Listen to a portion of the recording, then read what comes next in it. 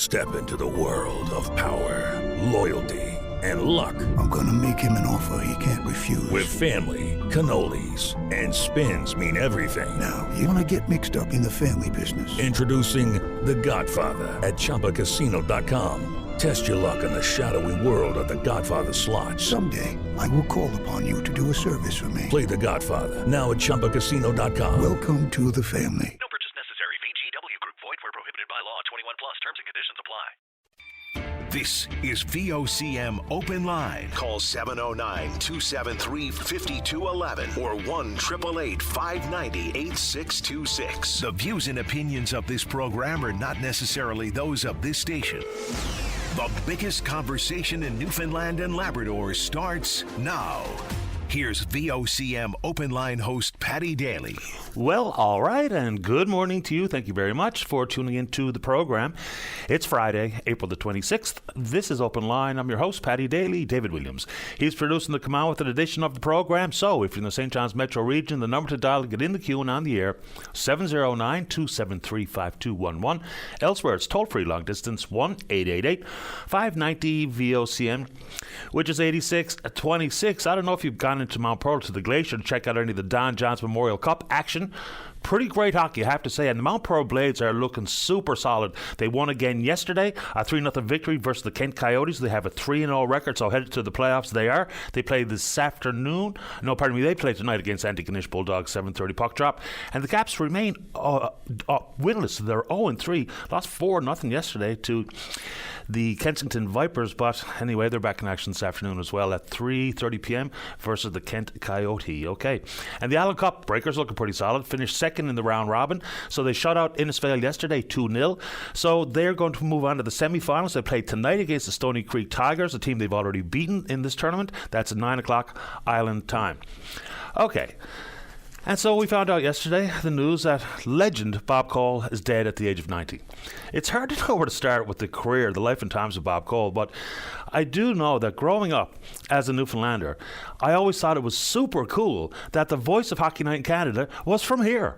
Was from St. John's. And of course his career began here at VOCM in 1954. And, you know, if you want to talk about what you remember of Cole and some of the legendary calls, of course there are many.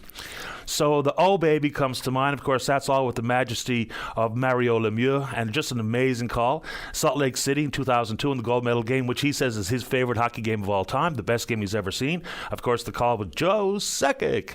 And they're going home. The Russians leaving the Spectrum in Philadelphia. It's just endless.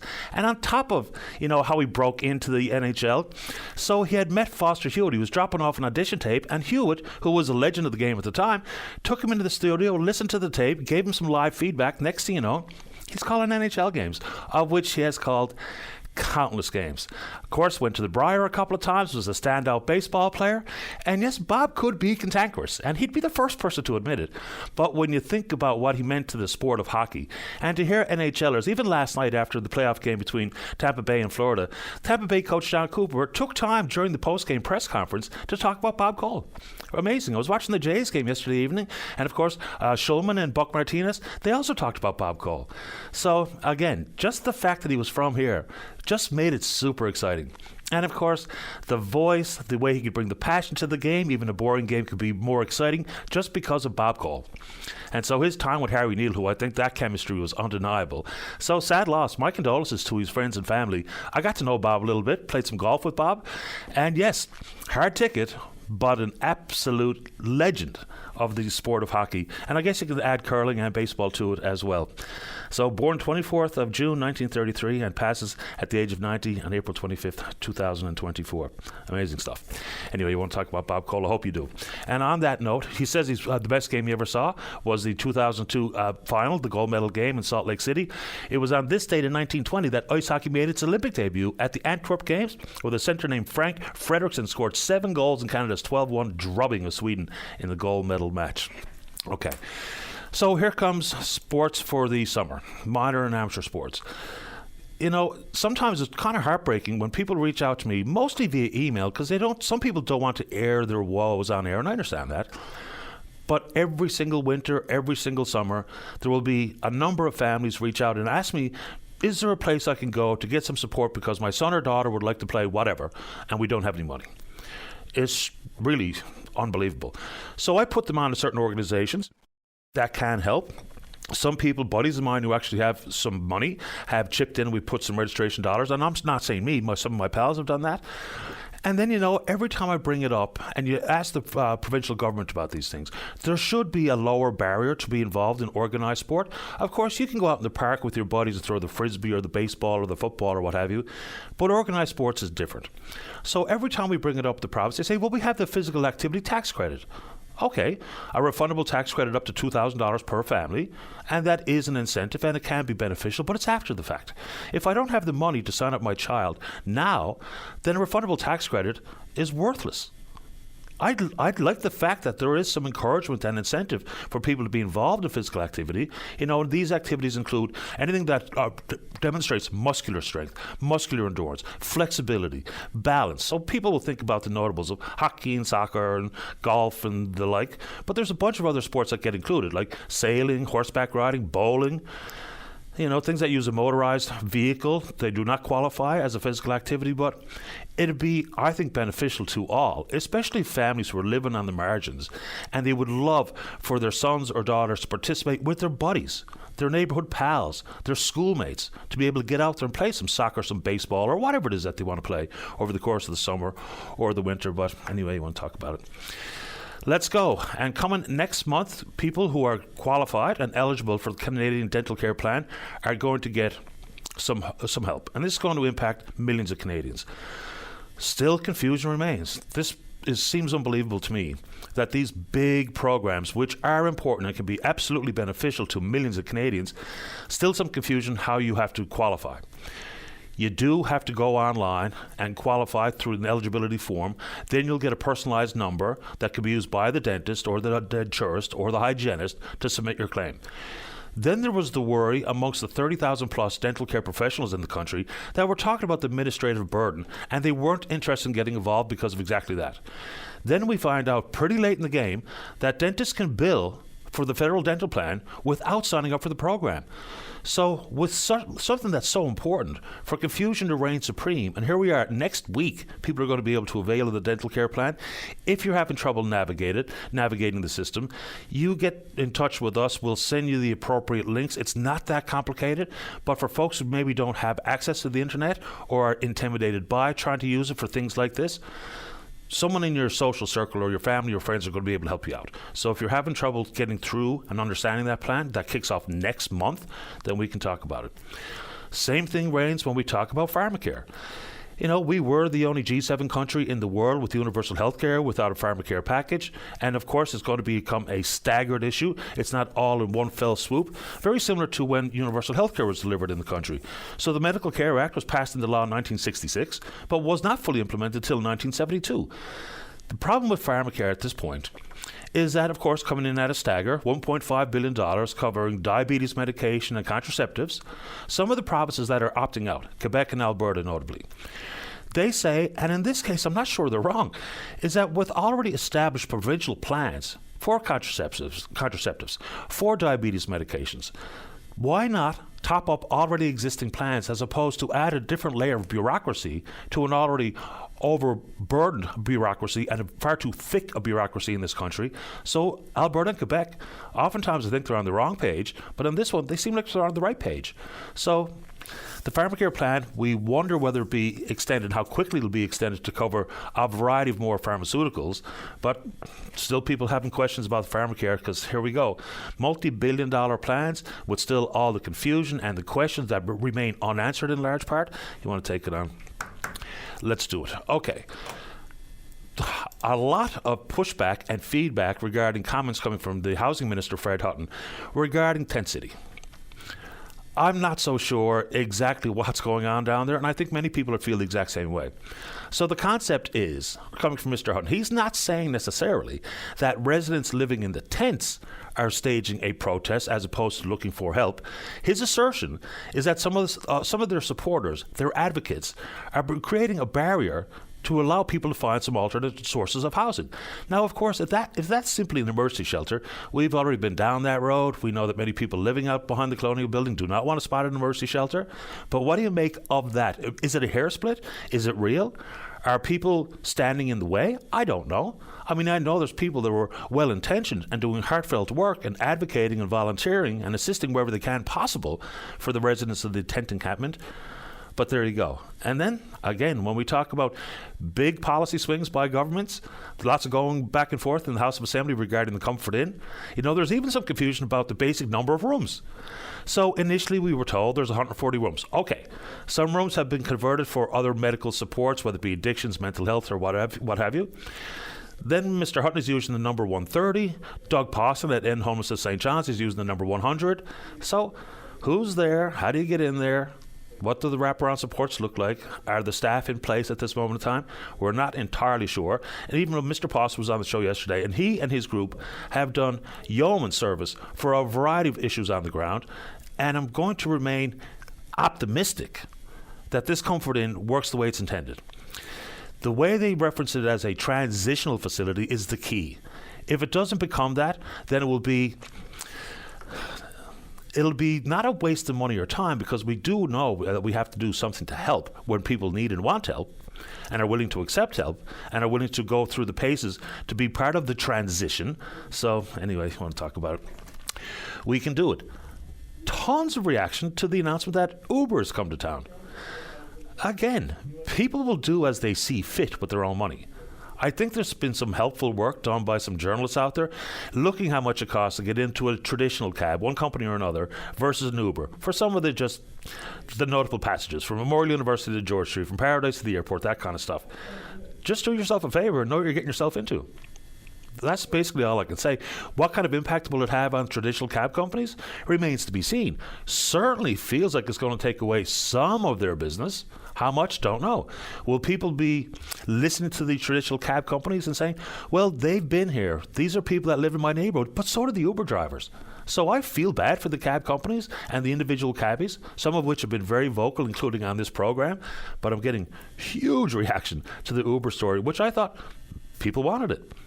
And it's here, and people will use it if they see fit, or they'll see what the traditional cab companies mean for their long-term operations and the work they do in the community, those types of things. But if you want to take it on, let's go. All right, little different type of story here. I'm not sure if I'm surprised or not. And this is the fact that the Supreme Court of Canada has agreed to take on an appeal related to this province's travel ban and the close of the borders early on in the pandemic. So I remember this story. We actually spoke to this lady on this show. Her name's Kim Taylor. She's from Nova Scotia. She's backed by the Canadian Civil Rights Liberties Association with this appeal to the Supreme Court. The problem was for her, and it was clear and it was sad. On the 5th of May 2020, she was barred from travelling home to this province to attend her mother's funeral. At the time, Newfoundlanders were allowed to return home. Of course they were. And this lady was unable to come to her mother's funeral.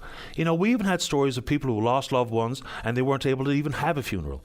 So the Supreme Court is going to hear this challenge. The appellate court in this province refused to hear it, but the Supreme Court is going to take it on. It'll be fascinating to see where this lands. When it was adjudicated in courts here in this province initially, Kim Taylor's lawyers say that the travel ban violated Section 6 of the Charter of Rights and Freedoms, which gives Canadians the freedom of mobility across the country. Then, of course, when the government was defending it, they would refer to Section 1, which states that the Charter is subject to reasonable limits. And the judge here agreed that it did not violate the Charter based on the reasonable limits afforded to government decisions in Section 1. I don't know where this is going to land. Then the next step would be, for many, there was no textbook, there was no playbook about exactly how to handle the pandemic, and there was different protocols and policies in place from province to province and country to country. There's still people asking for some sort of inquiry, whether it be provincially or nationally, about exactly how things were handled. I don't think that conversation is dead, and certainly the pandemic has really had a negative impact on millions of Canadians for a variety of reasons. But it'd be interesting to see what the Supreme Court rules on this particular travel ban case that they've agreed to hear. A little bit surprised they're hearing it, but it's probably a good thing. Let's talk about that. All right, to see the Minister of Justice here provincially has written the federal government about change to how sexual assault cases are handled and how sexual assault applications for bail are handled. So at this moment in time, things like reverse onus. So basically, that exists when we talk about sexual assault applications for bail, because if you've already been convicted of a domestic violence-related case, then the onus is on you to tell us why you should be allowed out. It's probably, if the impetus is on the heels of the controversial comments that the minister has made in the House of Assembly and apologies offered and working with stakeholders, what have you. But this is going to be, I think, not only important, but I think it's the right thing to do. And once again, when we use the word impetus, is it as a result of the first-degree murder charge now when we had the lady murdered in Outer Cove? Because that man had said quite clearly he was willing and wanting to hurt, to harm, and to kill his wife, and he did it. So that's an important change that may indeed be coming from the federal government, possibly. All right, a couple of quick ones before we get to you. Let's go to the fishery. Why not? A few things there. So yesterday we talked about mackerel, and it's a straddle stock. The Americans have continued to fish the mackerel, albeit with a reduced quota. Now we're heading to 3 years of a mackerel commercial moratorium in this province. The federal government has said they're going to allow mackerel to be caught as bait. You can't sell it or barter or trade the mackerel, but you can catch it and use it for bait. Helpful in the lobster fishery, but pretty much the summary in reaction from the FFAW is thanks for nothing. Thanks for nothing. It's not going to be that beneficial or helpful, period. So that's going to be confusing. And it's a wonder that if we have a straddle stock, a shared stock, how both countries aren't even on the same page. Amazing stuff. Now I'm told that there's been some approvals for outside buyers in the world of every species, but most importantly at this point, snow crab and lobster. I see it going back and forth on some social media platforms, but what is not being disclosed by any of these outside buyers, there's only one that I've really seen, is whether or not they're willing to pay the same type of price that some processors are willing to pay here, $4.25 or £4.50. I see one of them saying, hey, we're open for business, we're willing to buy your catch, but no disclosure. Maybe it's been done privately between harvesters in direct messaging with these guys, but what are they paying? So if you're a harvester and you've been in touch with one of these outside buyers, I can't remember the name of the outfit at this moment, but what are they actually offering to pay? Because it's one thing for them to be here, quite another for them to be paying the same price as the locals. Then the worry would be, look, I'm not in the industry, but I know full well, just reading some of the comments, that some harvesters may indeed be willing to sell to an outside buyer to stick it to the man, to stick it to some processors, because that relationship is fractured. We all know it to be true. So anyway, let's go. All right, how are we doing on the telephone, Dave? Very quickly. Oh, get back to home. No, forget it. I'll try that on Monday. Yesterday, we heard the announcement in Ontario that Honda is going to build a $15 billion facility in that province. The reality on the ground is I don't know where we're going to go, but at this moment, the sale of electric vehicles has stalled. The growth has slowed demonstrably. But at the same time, subsidies are growing at a breakneck pace. In this country, federal subsidies for the electric vehicle industry right now are up to $52.5 billion. That's triple the $16 billion annual GDP of the entire Canadian auto industry. So what would be helpful is, we can talk about where the puck is going to be, to use the Prime Minister's analogy yesterday, and to go where the puck is going to be. But we don't even have a detailed breakdown of what these subsidies mean so far as detailed subsidies per job. That's a pretty important component. Yes, we can talk about the potential for this province to play an active role in the supply chain with the critical minerals in the Labrador and in the Labrador Trough. But $52.5 billion, and if the entire auto industry itself has an annual GDP of $16 billion, there seems to be something a little awry on that front, but if you want to take it on. Let's go. We're on Twitter. We're VOCM Openline. Follow us there. Email address is openline@vocm.com. When we come back, let's have a great show. We're going to kick it off with Doug Morris wants to talk about a memory of Bob Cole. Don't go away. Welcome back to the show. Let's begin this morning on the top of the board, line number 1. Good morning, Doug Morris. You're on the air.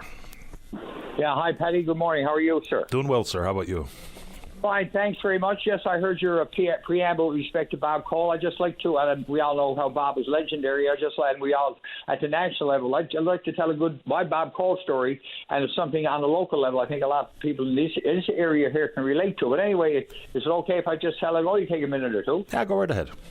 Yeah, good. Okay, so it's the 1992 Newfoundland and Labrador Summer Games, and we're in Carbonear and Harbour Grace, and we were hosting it. I was the chairman of the committee. Had a great games. Anyway, so long story short, on a beautiful afternoon in August of 1992, the local team, the host team, Harbour Grace Carboneers, playing the gold medal ball hockey game at the S.W. Moore Stadium in Harbour Grace. You're familiar with that building for sure. Sure I am.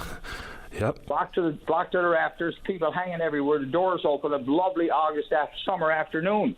And, of course, Bob Cole was out at the games because his son, Robbie, who was now a pilot, as we know, was there at the games playing soccer for CBS. So Bob was out watching the games, and Frank Moores was the patron of the games, and he was around. So we all went down to the ball hockey game and at the stadium in Harbour Grace, of course, on the afternoons I described.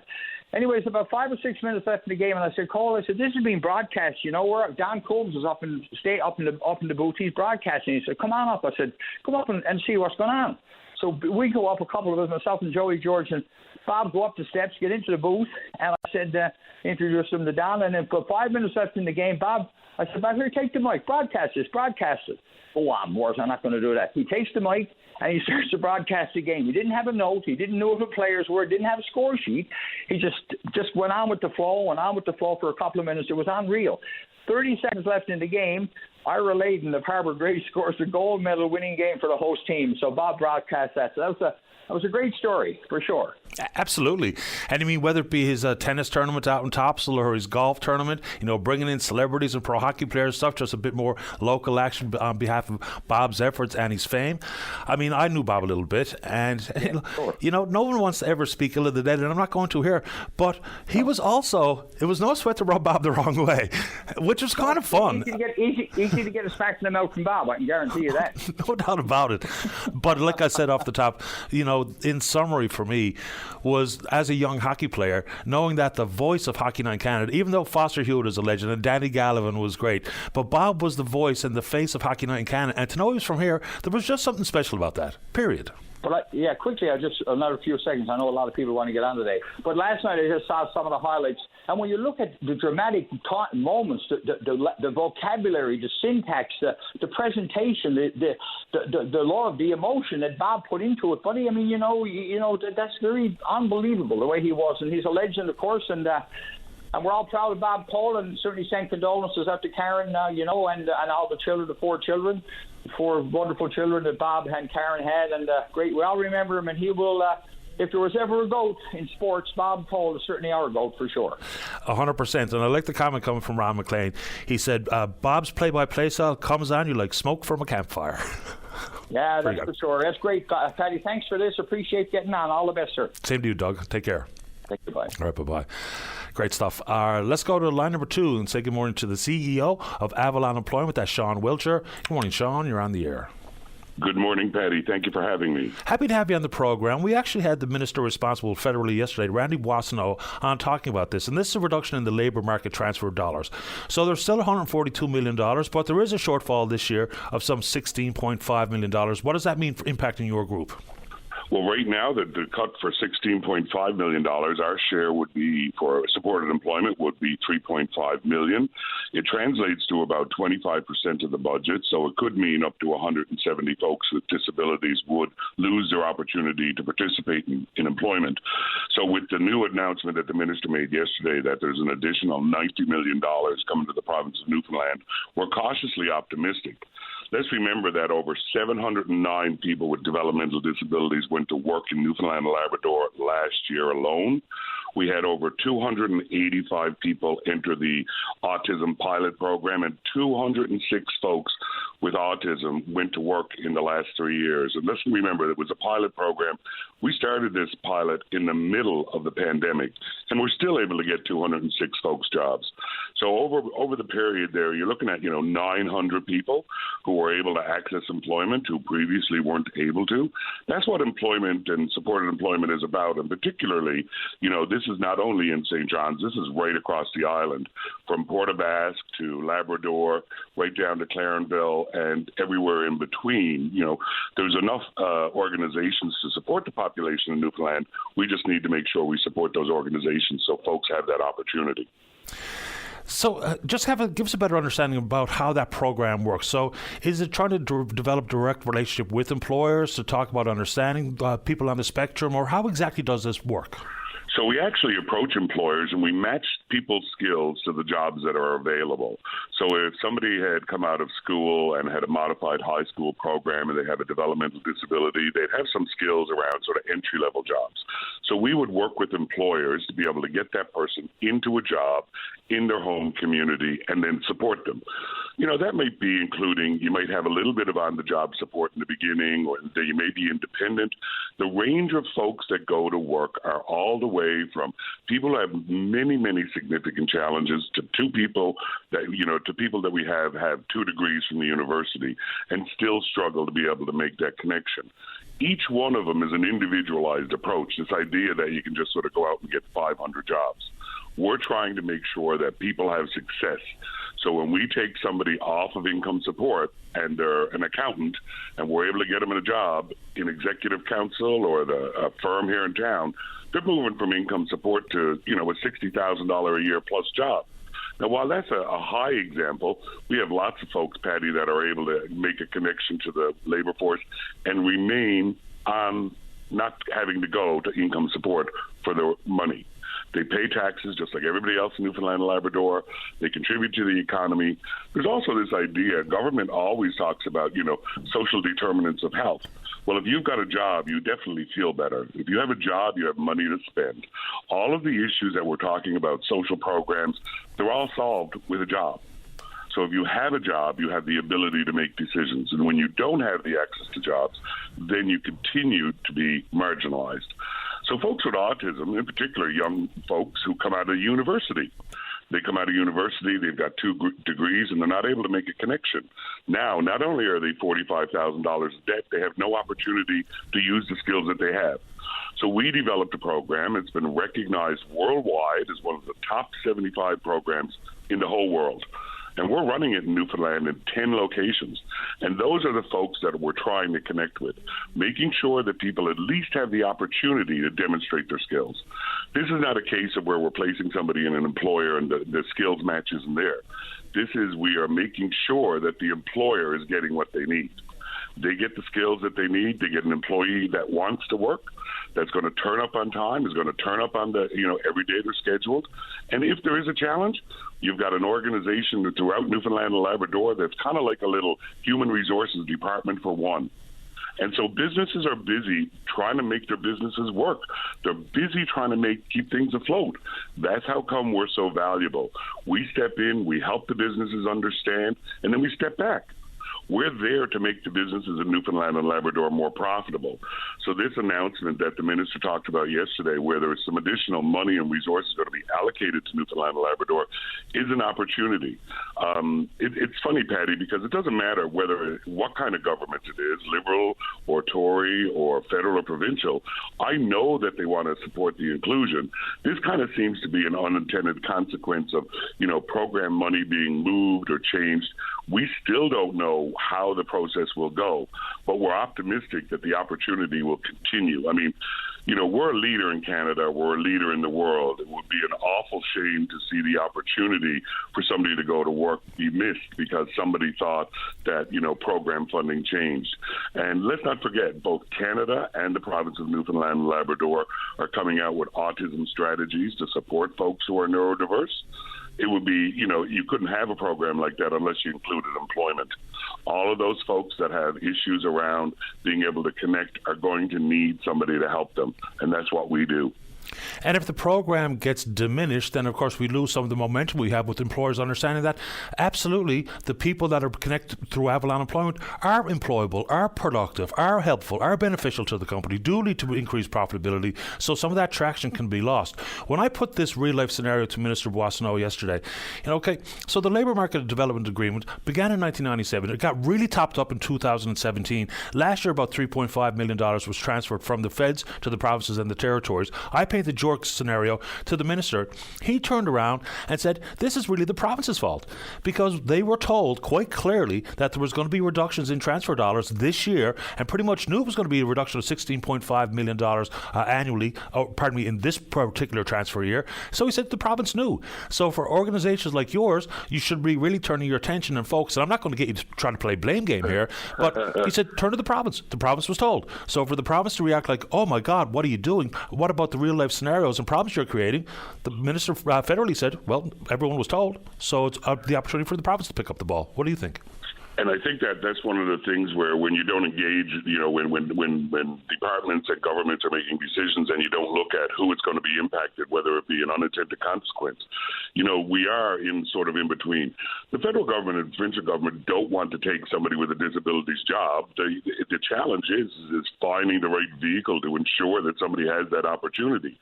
I will say this, though. Minister Byrne has kept everybody fairly abreast of what's going on, because these are issues we have to try and deal with. How do I help somebody get a job if the program's not going to be here in September? How do we help get somebody a job in Port aux Basques if the program's not going to be there in September? And I think that this was the uncertainty that many people and many organizations in Newfoundland and Labrador were facing. We've got to try and focus on the fact that the program's been in existence for 35 years. I mean, I've been doing this kind of work in Newfoundland and Labrador for 33 years. We've seen drastic changes, and the support has continued to increase. But when we get to a point where there's a challenge around what is going to be the vehicle, it often, you're right, loses that momentum. This idea that we could help folks with autism was an idea that we developed at Avalon Employment a couple of years ago, and we've been pushing ever since, and we're continuing to have this success. We don't want to lose that momentum. So we do still have to find those resources. But I should point out, Patty, that there's also ongoing conversations with my colleagues in Nova Scotia and Prince Edward Island to see, can we do something in 3 provinces? We have success here in Newfoundland and Labrador. It's been highlighted by experts around the world that this is a way to help folks make a connection to the labor force.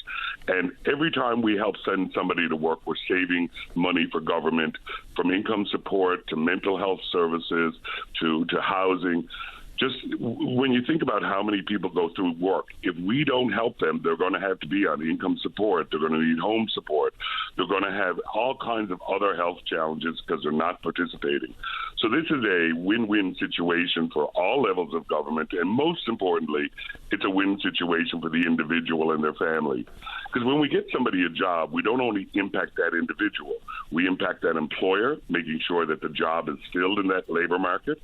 I mean, we've seen the unemployment rate in the city of St. John's drop from the time of the pandemic at as high as 14% in the city. We're now down to, 6.4%. So that gap had to be filled by somebody. So it was also including people with disabilities. And we've got to ensure that programming like this right across the province, in places like Gander and Grand Falls, they've got a new gold mine. They're going to need folks. We've got Labrador, who's always had a labor market challenge, and we want to make sure that those folks are included. So there's opportunity here. It's just making sure that both levels of government step up and continue to provide these resources that folks can, access employment. These aren't big organizations. These are sometimes 1 or 2 staff. In the city, it's bigger, absolutely. But I know of a woman who's working in Springdale. She's by herself out there. She's doing the best she can. And without her organization, there'd be nobody in Springdale with a disability going to work. Same for Port aux Basques. I mean, Port aux Basques, the organizations out there, they're not only doing employment, they're trying to make links to housing. So we are trying to help hold together, for lack of a better term, Patty, the fabric of the society we live in. We're the folks that are out there making connections for people that have been marginalized for 25 years. They've never been given an opportunity to go to work, and we're helping them find their first job. And also, throughout the pilot, we just don't stop with one. You get your first job, and maybe next year you want to find a better job. We'll help you with that as well. So this isn't one and done. This is a case of, we're here to help you. You come back when you need some assistance.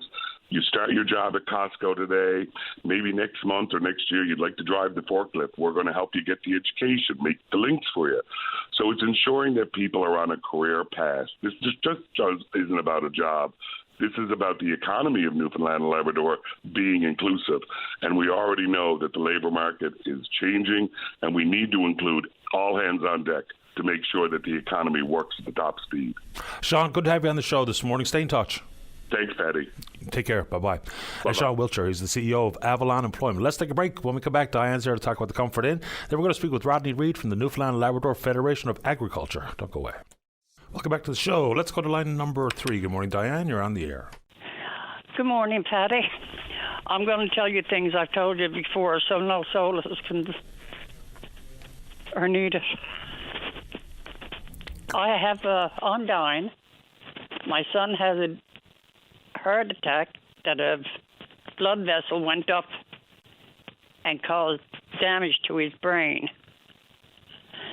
I was trying to get him in. They put him into, his marriage broke up and all that. They put him into, what did they call him? Not a group home, just boarding houses where there's all boarders there. Yep.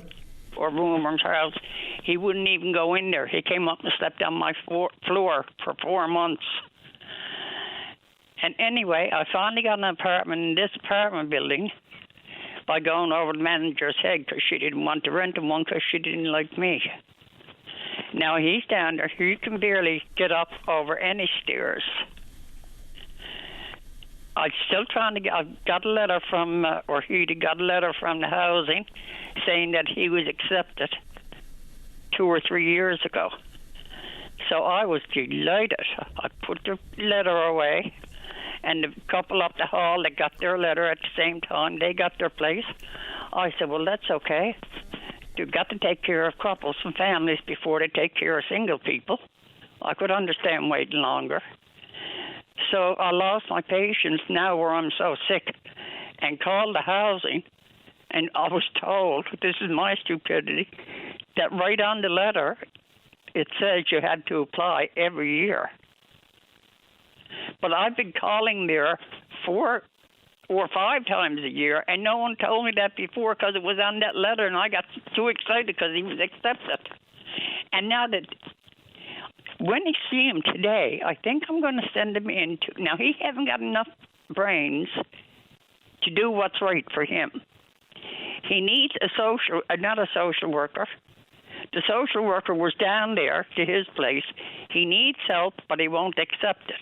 He thinks there's nothing wrong with his brain.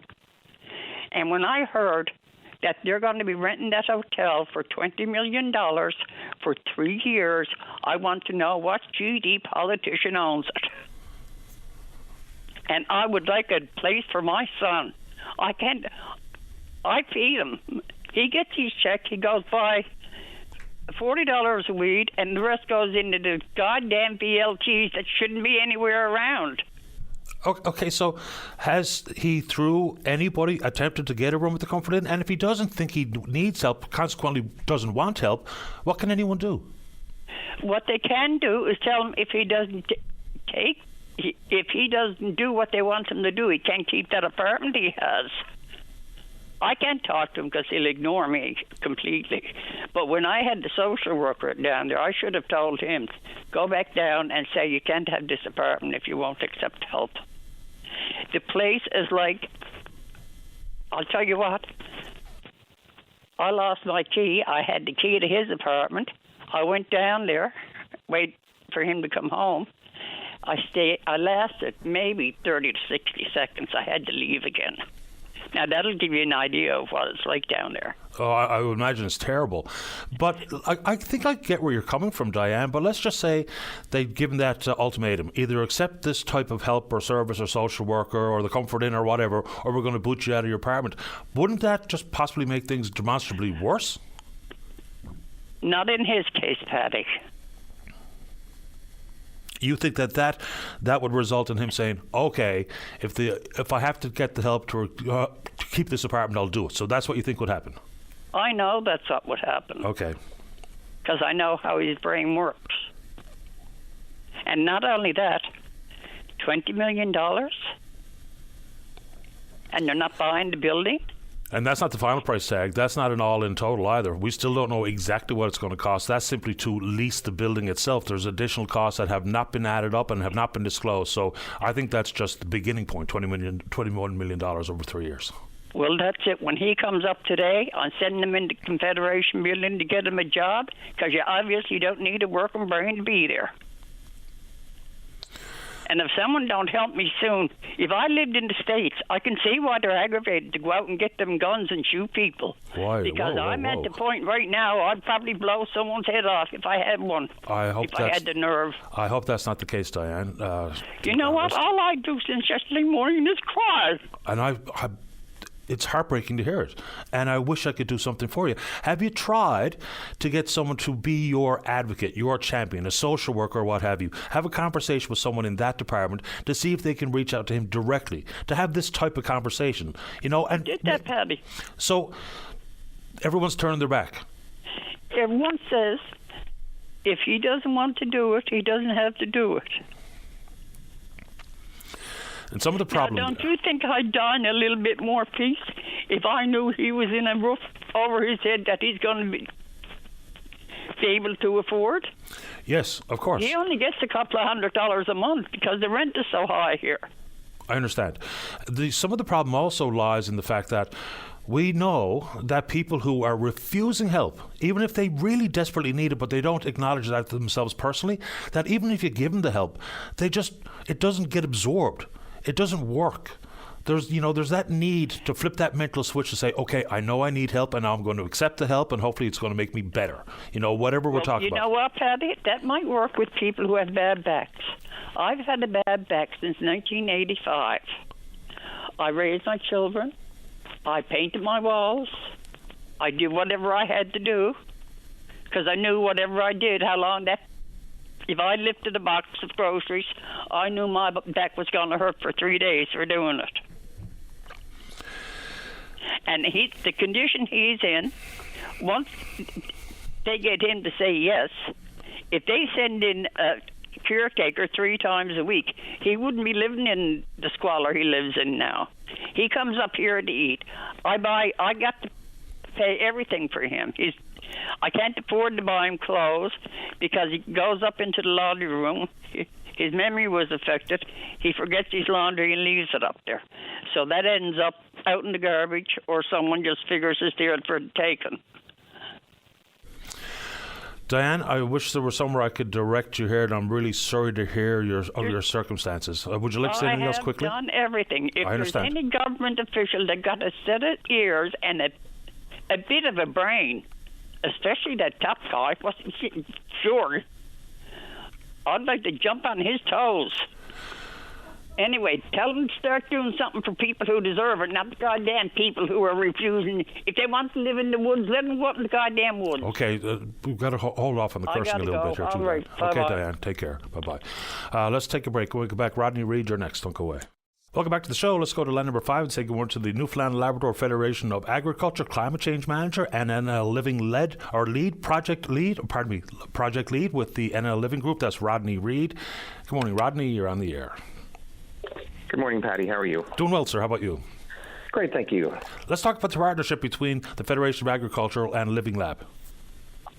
Yeah, so the Newfoundland Living Lab is a research project that is supported by innovation, and the innovation cycle begins with identifying the farmer's needs. So this project is farmer-centric, and what it's working on is to increase knowledge around beneficial management practices with research and how to provide resources and in a toolbox for farmers to maybe do better on their farms with the land.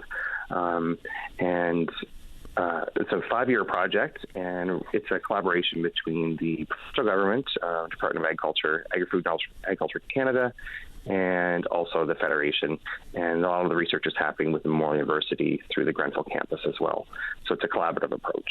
We know that we've got soil-related concerns here in this province. There's a reason why they refer to the province as the rock, or the island anyway. So what specifically are we talking about? Are we talking about regenerative farming or cover crops, or what exactly are we doing? It's generally, a broad topic would be, of course, generative agriculture. It's the 3 BMPs of the project are around cover crops, and that's making sure soil is covered, and also using nitrogen fixers to put more nitrogen in the soil naturally instead of having to use chemical fertilizers as much. So hopefully through the research that's being conducted on farms, and that's where it's happening. So the Living Lab part is actually working with farmers using their fields in real time in a real real world situation on the farm is to improve those practices and maybe help reduce their fertilizer use by using alternative means that are more sustainable. So is that the intended goal, is to have this with a climate change lens, or do you measure by yield, for instance, to know whether or not you're on the right path? It's both. If it doesn't work for the farmer, of course, it's not going to be adopted. So part of the project, other than looking at increasing organic material in the soil, increase your carbon in the soil as well. How does it work economically for the farmer? So hopefully through this research that we're doing, we can increase yields hopefully along the way and help reduce costs as well. We've seen a loss of a significant number of farms here. The mega farm has really taken over. But let's break down some of the phrases we've already used here, like a cover crop. I know it's been pretty much proven, research studies worldwide talk about the benefit of a cover crop. Just tell people what that is basically and what that means for yield. So a cover crop just helps to, if you're using clovers, for example, which is a nitrogen fixer, which takes nitrogen out of the atmosphere to utilize by plants. If you're doing planting potatoes, for example, then the farmer's not actually buying a fertilizer and putting into the soil. Even though it still may need that, and it's also more about precision agriculture. Every field is not created equally, or certain parts of the field that may be more have more capacity than others. So it's really breaking that down and using precision agriculture to improve yields and efficiency with a loss of fertilizer, for example, which could be harmful to the environment in greenhouse gases, for example. If the fertilizer doesn't get uptake from a plant, then it gets lost in the atmosphere. Yeah, and I think cover crops have been proven to be beneficial when you talk about attracting pollinators. There's also issues regarding rain. They're effective when it's dry, they're effective when it rains, they're effective when it pours. So there's lots of issues regarding, on top of adding organic matter to the soil itself. Anything else you'd like to add to that conversation this morning, Rodney, while we have you? Because there's a lot to it. Oh, there's a lot to it, and we're not going to be able to do all this in 7 minutes, but there is also other environmental benefits that help with that, keeping that soil covered. If it's native pollinators, other insects as well that would help with the biodiversity of a certain area. And with climate change and what we're seeing, our temperatures are coming a little bit warmer here in Newfoundland. The seasons are becoming more extended, and cover crops have been widely used in other parts of the world, North America, but has it been used here as much? Probably not. But we're really trying to focus on the research of it to support what we're finding so that it works for farmers and it helps everyone in general.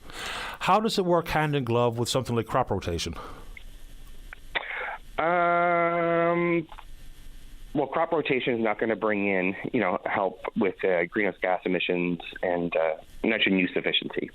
That might work, for example, when you're doing cold crops, the regular jig thinner for Newfoundland, to rotate those crops because each crop requires something different. So what we're trying to work on depends on if it's in annual forages for like dairy farmers, for example, or if it's potato production or strawberries. Cover crops can do different things for different crops. When you're talking about moving towards mitigating some emissions and focus on climate change, what does this approach mean versus traditional fertilizer and pest management? Is there an increased possibility that pest management might be more difficult? I would say no. I think it could be reduced a little bit, but as we just mentioned about, we're going to a warmer climate, so we're going to have more pests that are going to start coming up. We're seeing things that are happening from farmers that, they're not being able to rely on the traditional methods as it was, because we're seeing new things happening all the time, or pests that are coming up at different times of the year.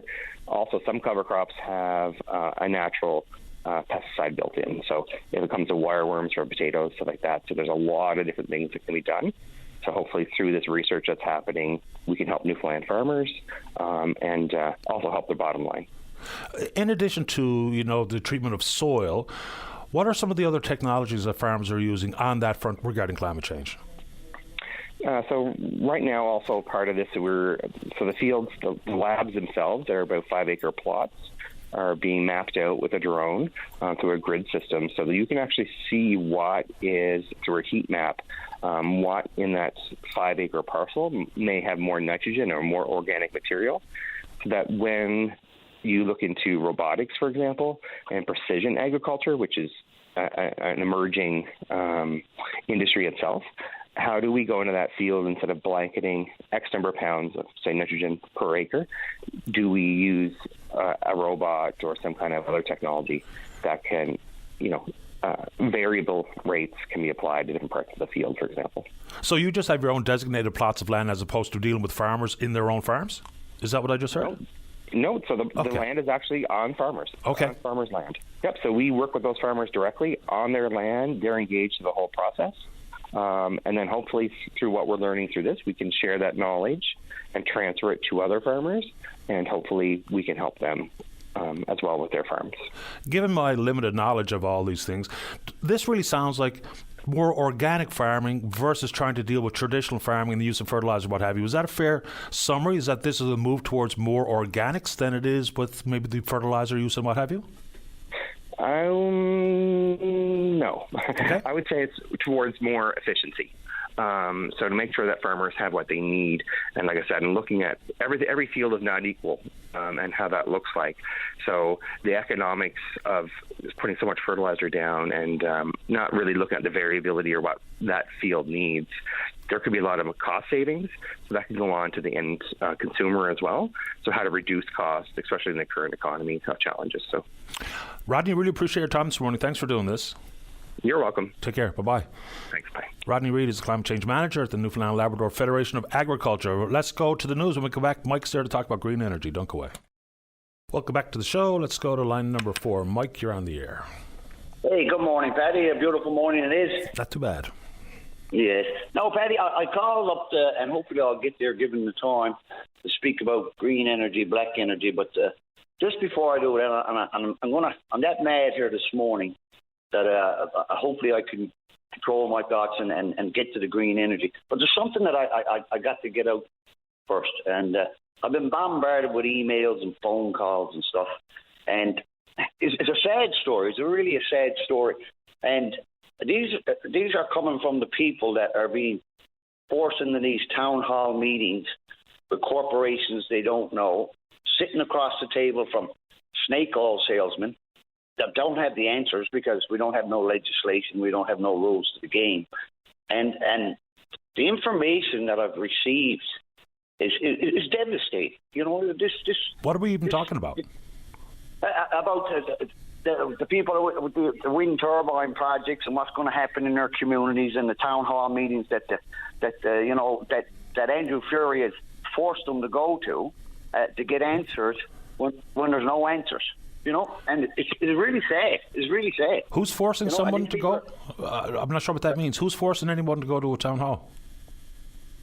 Well, that's the only way they can get answers on what's going to happen. Like the poor people down there are going to these meetings, and they're not getting no answers because there's no rules to the game. They don't know what to expect, and the amount of towers and the watersheds and everything else and stuff. And they got legitimate questions, and it's not getting answered. And the Premier is not there. He's hiding in the bushes, and he got to address the serious concerns of the people of this province. Come out of the bushes. This was your baby, and go down and see these people, and because everything is left to the proponent, to the proponent, to the proponent, to the proponent. That was the environmental assessment, and these people have some serious concerns, and my heart goes out to them. My heart goes out to them. It's and this is why these projects should have been taken so slowly, public referendum, all the stakeholders involved, and it should have been done on a clear table, on an open table, not in secrecy. And now it's not the Cadbury secret that people are upset, worried, concerned, and we're doing it after the fact. After the fact. But I just had to get that out there, and I'll put one more plea out there. I want the media to get out there and get these stories and find out what's happening. And it's good journalism and two sides of the story. This is the most serious thing that's affecting our province today, and I see Andrew Fury going around to all these other photo shoots, but I don't see him going out and addressing the 500 the people that's in this province. And that's got to change. It's got to change. It's got to change. You know, we're not putting in sod farms here. We're putting in thousands of these turbines, hydrogen plants storing hundreds of thousands of cubic meters of ammonia, you know, tons and tons of it. These people deserve answers. They deserve answers. And this is Andrew Fury's baby. And he got to come out of the bushes. He wanted it. He brought it upon us, you know. And he's got to come out and address these people's concerns, because it's not going to go away. It's not going to go away. They're not just going to go in with the bulldozers and the flatbeds and the excavators. It's not going to go away, you know. And I wouldn't if it was you're around your home, Paddy, or anybody's home or whatever. It would be the same thing. But I don't know here on the Avalon if we forgot what's going to happen in central Newfoundland and Bjorn and Codroy Valley and Port-au-Port. It's, if you look at the pictures of the landscape that we got in this province and what they're going to do to it, my God, it's disturbing. And it's for money. And I'll leave it at that. If I get a chance now, I'll go to the green energy, because I want to try and keep my train of thought. Sure. When people talk about a public referendum, because on one hand you say people can't get the information and the answers to their questions, and then also saying we should have a referendum. A referendum based on lack of information sounds like a bit of a fool's errand to me, isn't it? Well, maybe we should have had that referendum prior, when these projects were being discussed, prior to lifting the wind moratorium. That's when this all should have been, you know, if this was done honestly and openly, that's how it should have proceeded. Listen, do the people of this province even want these hydrogen projects? Do the people want 3,600-foot towers across the province? Don't we deserve that? Don't we deserve that? Rather than this is not a small project. This is from Port-au-Bass to the Isthmus. From Port-au-Bass to the Isthmus, this project is. And the only people that weren't involved was us. It's not from Port-au-Bass to the Isthmus. What does that even mean? That's where these towers will be going, from Port-au-Bass to the Isthmus, right across this province. And you look at the land that was projected for it and where these 4 projects are going. And I don't think people are under this guise of green energy, and as well as black energy painted green is what it is. And I'll get to that if given the time, and I'll make it. Well, let's get to it quickly then. Go ahead. Okay. So first, I just want to, we got gaslighting, duping, propaganda, and all that stuff, and then we got facts, reality, truth, and certainty. Well, here's where the government is. They're very poor on the facts, but they're great on propaganda, because such as the duping. Pardon? Such as. Okay, such as. So we're doing this in the sake of green energy and carbon emissions, and we're going to save the environment and all that. And that cannot be no further from the truth, Pat. How so? No further from the truth. How so? And I'll tell you why. Okay. Give me the time. First thing, what do I want to take first? I got a couple of notes here. Okay, the tankers that are going to come over from Germany. It's roughly 8,000 nautical miles return trip.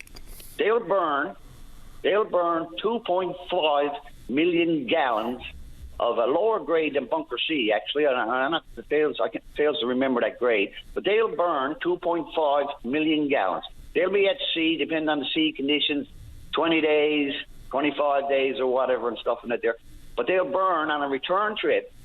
So they're going to leave Germany 8,000 nautical miles. Now, that even raises a question itself. Why? Why wouldn't he put it in Germany? So they just cut down the transportation cost. Why wouldn't he put it over in their own land? And I'll tell you why. They don't have the pristine water that we got. So they're going to travel 8,000 nautical mile trip, and this will be on repeat. So depending on how many trips they do a year, they'll burn 2.5 million gallons. So the emissions from that is tons and tons of carbon. Tons of carbon. So same thing that what happens when they ship oil all over the world. Same thing that happens when we ship all types of goods all over the world, all the time, right? I agree. But what I'm saying is they're coming to Newfoundland, and we're doing it under the guise of green energy. So that alone is an attack on the environment. That alone is an attack on the emissions. But I'll just leave that at that. That's the tankers. But here's the other thing that they've done. Okay, because we're almost out of time. So let's get this one. Okay, so Holyrood up there emits 1 million tons of greenhouse gas a year. It emits 1,200 tons of sulfur dioxide, and they're burning 8,000 barrels of bunker a day. Which is a bad thing. One of the biggest polluters in all North America. And this project has nothing to do with that, but it's nothing to do with decommissioning that. And Muskrat Falls is basically weather-depending link, and regards to troubles and stuff and that there, electrical troubles, equipment trouble. But so that link is not dependable. But here's where it gets really crazy, Paddy. Here's where it gets really crazy. So what they've done with World Energy, and I've read the documents, they've promised them. So we got Holyrood there. They've promised them, and we're getting pretty much maxed out, carrying loads and rotating blackouts. But anyway, what they've done, what this government has done, and this is snake oil too, because they don't even have it. My background is in electricity. Okay, come on, Mike. Make the point. Okay, so what they've done, they've given World Energy a reserve on the grid of 10 megawatts a day, up to 150 megawatts. Hang on, it gets crazier than that. So up to 600 gigawatts a year. So, but they've got to leave at a minimum of 10 megawatts on the grid. Well, I can tell you right now, and you can get people on from hydro. None of that's been finalised, but anyway, go ahead. Yeah, you can get people out from hydro and come in and they can tell you. And then this is 10 gigawatts that they're going to, megawatts, 10 megawatts that's in reserve, that's got to be left in reserve for World Energy. So what this is going to do, and this is only one project, so all of them are going to need reserves of power. And so what that's going to do is actually put a demand, an increase of emissions from Holyrood, because they're going to have to run on max and then keep World Energy. But it gets crazier. No doubt. But that's not necessarily true either. Anyway. Pardon? That's not necessarily true either. Well, I think it is true, because a 10 megawatt reserve, 24 hours a day, 365 days a year, and I worked out in Convoy Chain. No, but that's not accurate either. Pardon? That's not accurate either. There's only what's not accurate? Well, you're saying that demand is going to be 365. It's not. There's going to be times of the year where World Energy may need to buy power from us, but that's not 365 days a year. It's simply not true. And then with the provision of additional power, Hydro's looking at all kinds of options, including an 8th generating unit out at Bay d'Espoir.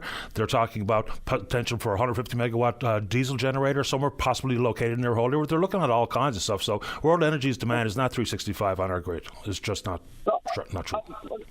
But they got to have, the government has entered into a contract to have 10 megawatts a day in reserve, if needed at any time at all. So that 10 megawatts, the people that's handling the power in this province got to make sure. And guess what? If World Energy needs that 10 megawatts and is not there, then guess who pays for it? We do. Right? In that contract and stuff. So, but and the other thing about... Very quickly, Mike, I have to go.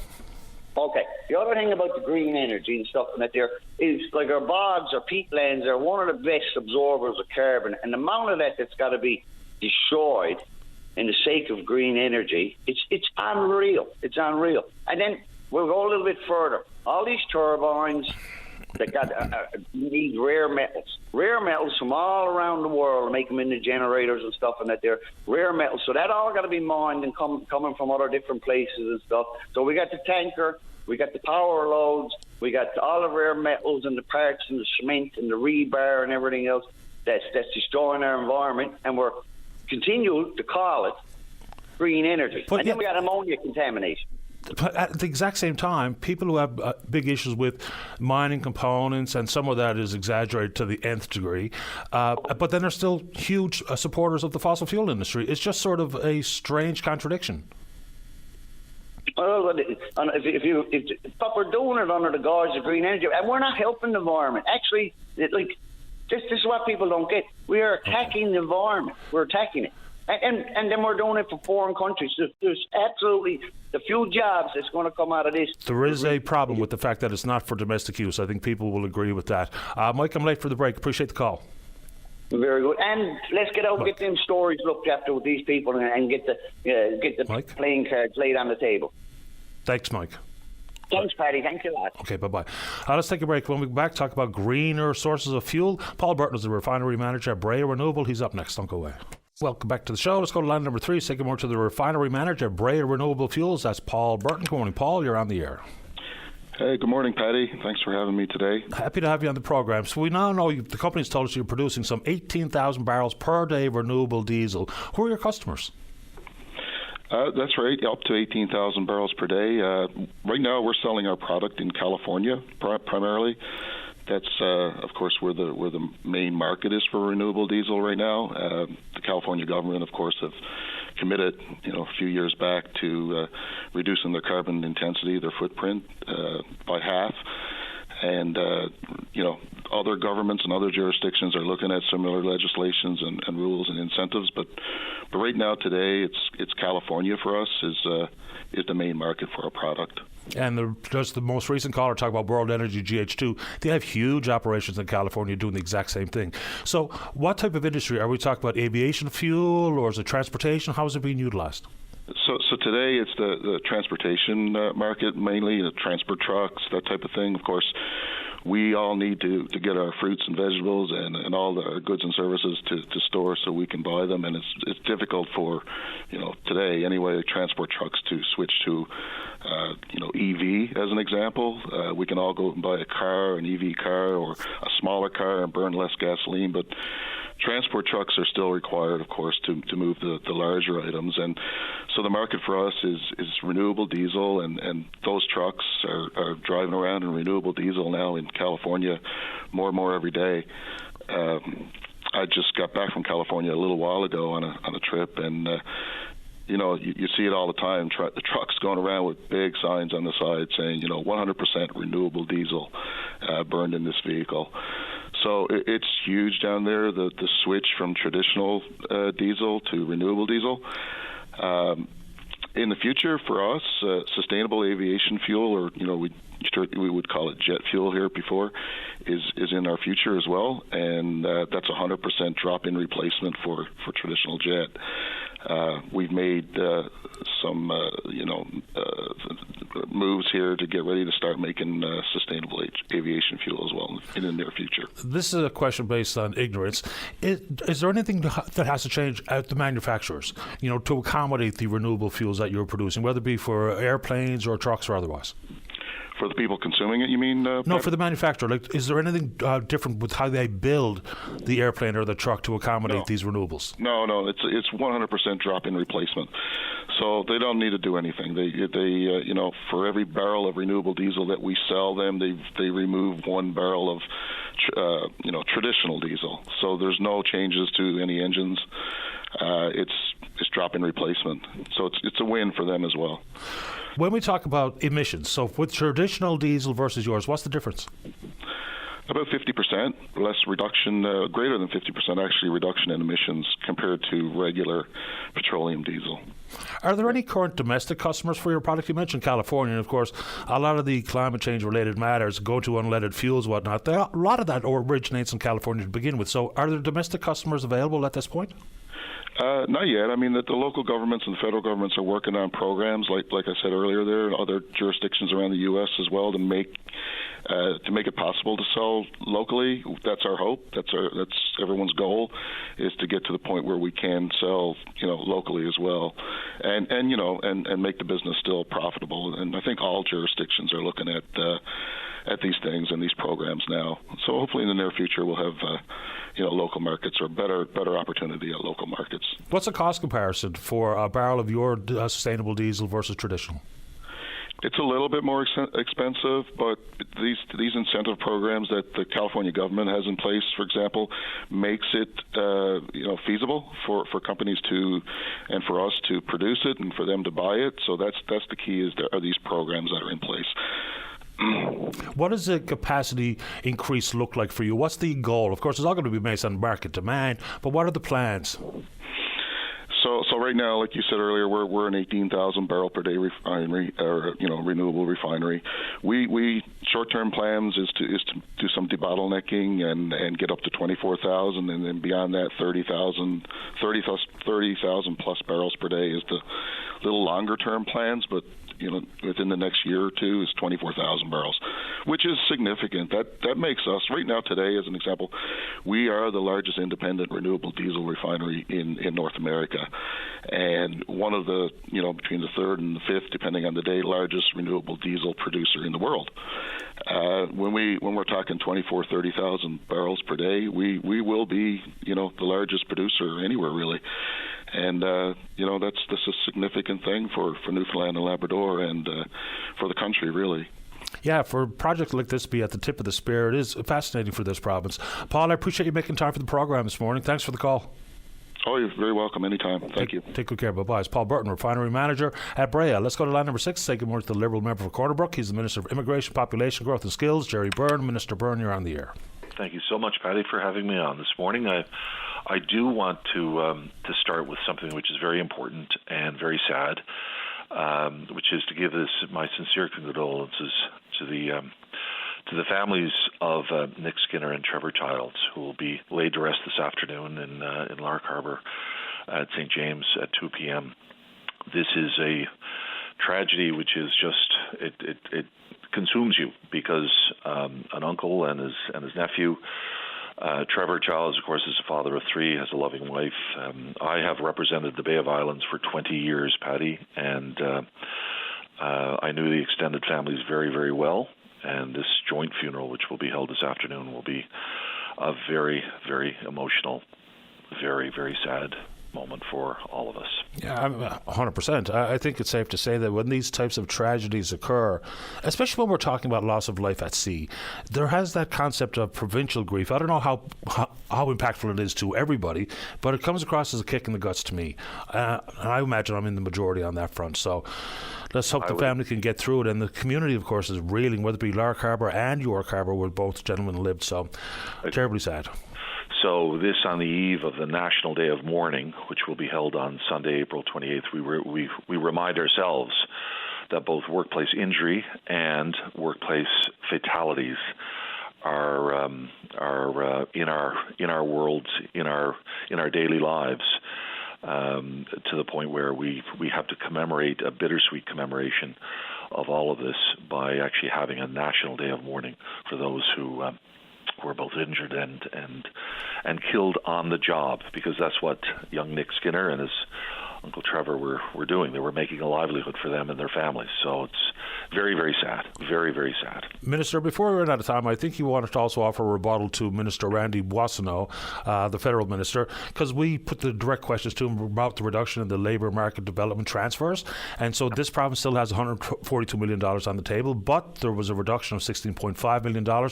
He basically said, well, that's on the province. It's one thing for Minister Byrne to be talking about, well, the federal government is failing Avalon Employment Incorporated and others. He said basically that you knew it was coming and it's up to the province to pick up the shortfall. As simple as that. Well, thanks for the opportunity to rebut that. I'll say up front, there does seem to be some positive movement by Minister Boissonneau and the federal government, in that he did announce and promise on your show yesterday that $90 million in new labour market development money will be coming to Newfoundland and Labrador. Now, I'm trying to unwrap that to find out exactly what he meant by that, but he made a very, very direct commitment and promise that all Jerry Byrne, in a kind of a strange way, he personalized this. I've never attacked Minister Boissonneau, but he really wanted to make the case that this was on me.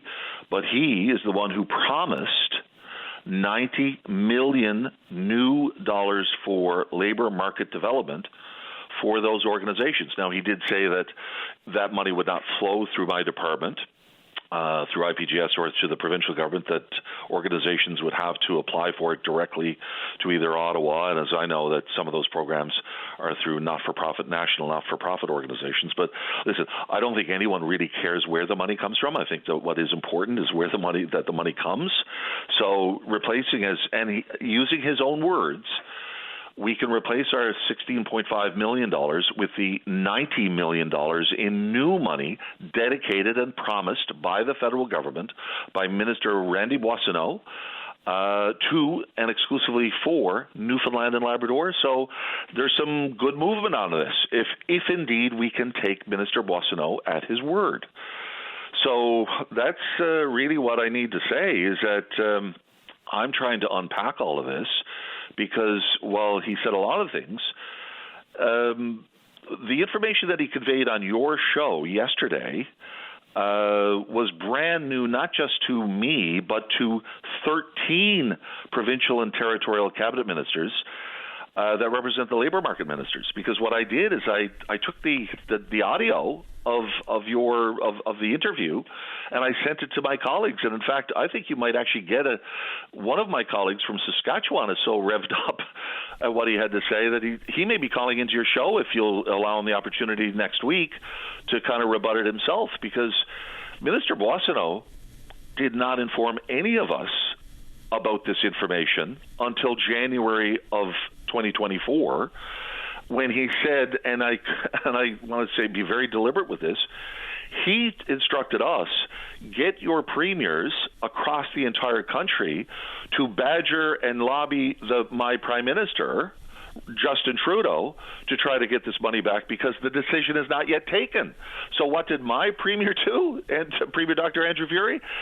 He communicated directly with Justin Trudeau, as did every one of Canada's premiers, highlighting that this was a matter of concern as to where these monies were going to go. This was January of 2024. So I'm a little bit suspect as to whether or not Randy Boissonnault may have offered us the Trojan horse.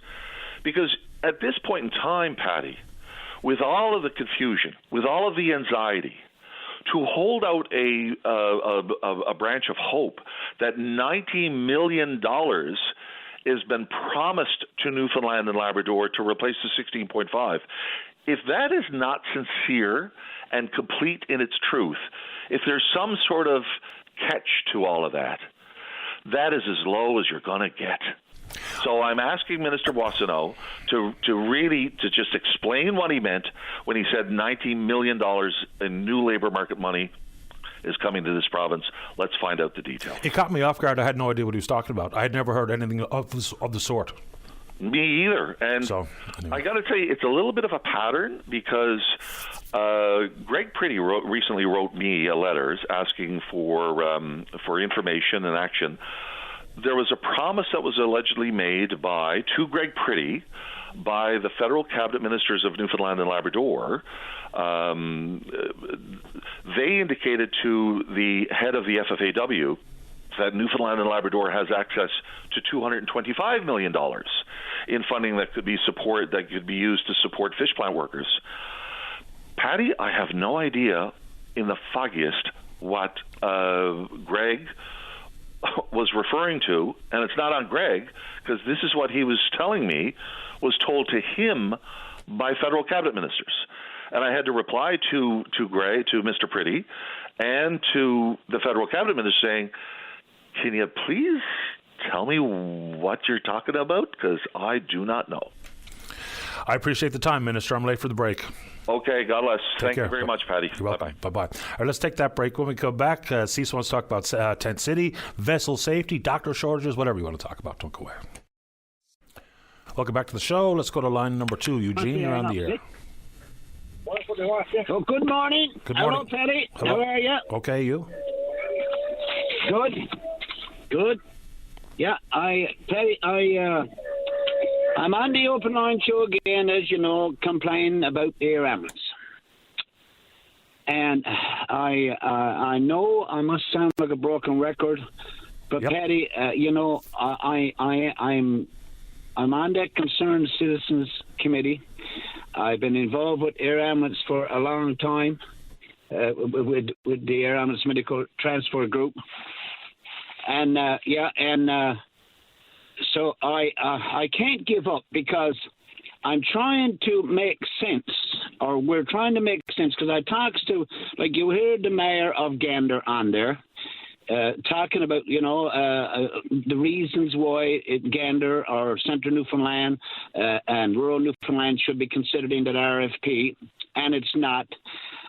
You hear David Callahan on the West Coast and people and the general public. I can't get anyone to disagree with me on this issue. And I travel this province a lot. And you know, why? And now they're going to downsizing the RFP. It definitely should be put on hold until we can get to the bottom of this. They're going to downsize from 5 air ambulances to 3, 1 in Goose Bay and 2 on the Avalon, the destination. Why would that happen? We don't know. Something got to be choking the Minister of Health and the Minister of Transportation. Something got to be choking them, whether it's Eastern Health or NAPE or whatever it is. Something got to be choking them, because we can't come up with a reason why it wouldn't be based closer to the patient. It makes sense to everyone. Like, I just seen an example then, because I follow those flights. We had a Eva's Air flight then last night, left Gander, went to St. John's, picked up medical personnel, traveled to Stephenville for an emergency. Now, if that makes sense to anyone, I don't know. You must be on the wrong track. I was on the Elder Accord, Paddy. I was on those meetings. They agreed that air ambulance system should be centralized.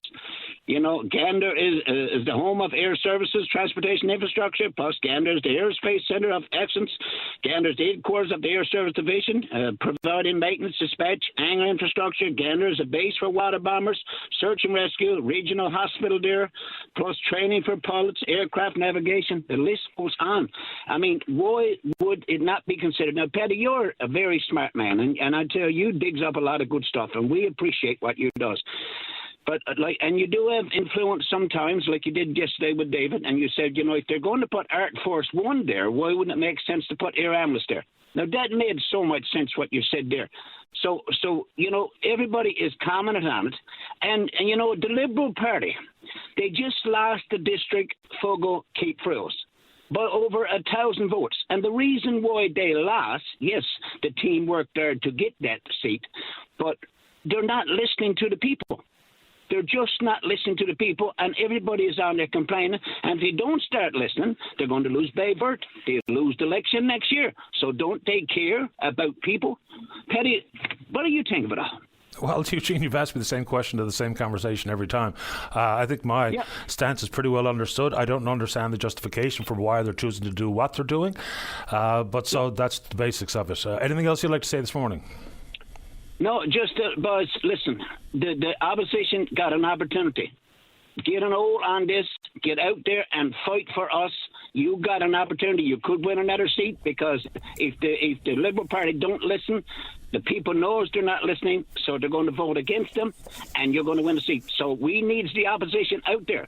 Not only, you know, I'm not only I'm complaining. We need the opposition out there more, fighting for us, and this got to happen. I mean, we got patients dying, Paddy, waiting for an air ambulance. Nor have I heard the opposition say that they prefer Gander to St. John's either. I don't think they've made that statement themselves, so I don't know if there's any difference in the political parties on this front, but we can ask that question directly of Mr. Wakeham next time we get him on the programme. I appreciate the call, Eugene. Hope you have a nice weekend. Yeah. Yes, Paddy, thank you. Mr. Wakeham tells me he's going to go to the Florida House of Assembly fight for us. We heard from Plymouth Forsey on a small scale, but no, they're not fighting for us like they should.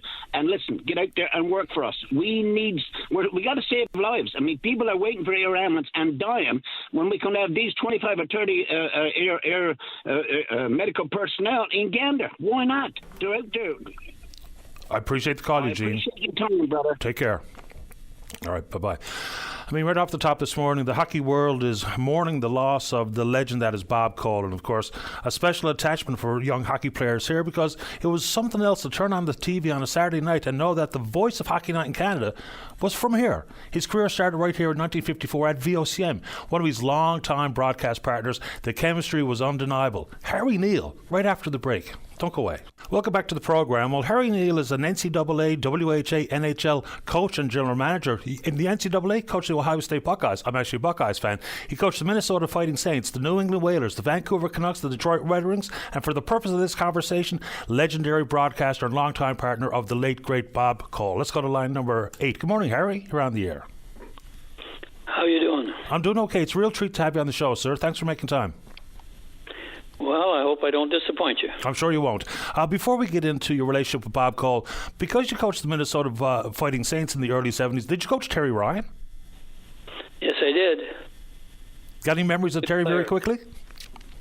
Pardon? Got any memories you want to share of Terry Ryan before we get into Bob? No, just that he was a guy I could count on, and I enjoyed coaching him. Fair ball.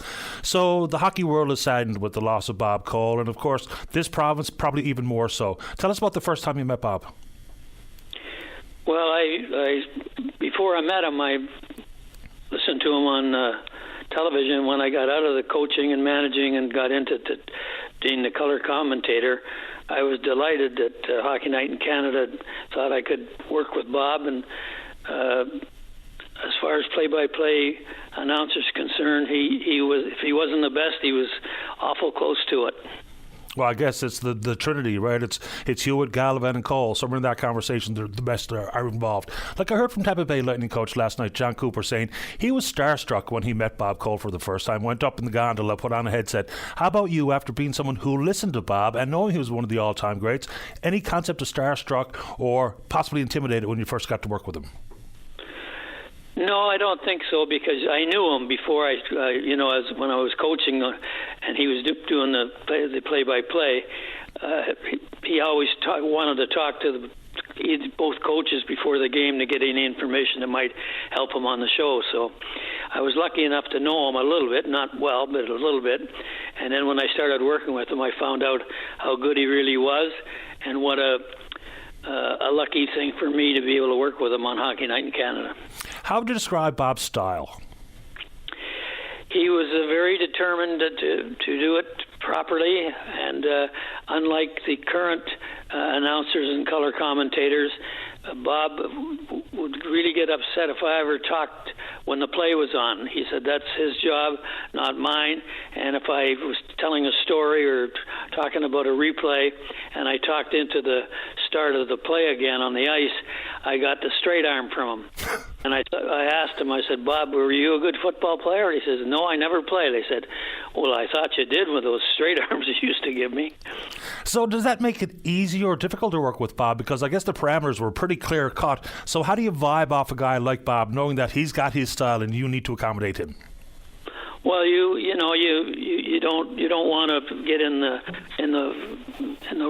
the way he does his job, and it made mine easy, to tell you the truth, easier, because I knew that I had to say something in a hurry if the play had stopped and they were showing a replay, and that made me a little bit better at that too, rather than talk on and not make some sense somewhere down the line. So nobody liked working with Bob Cole more than I, and I'm just so sad that he's passed away. Have any idea how many games you work with Bob Cole? No idea. 21 years, I know that, but I couldn't tell you how many games.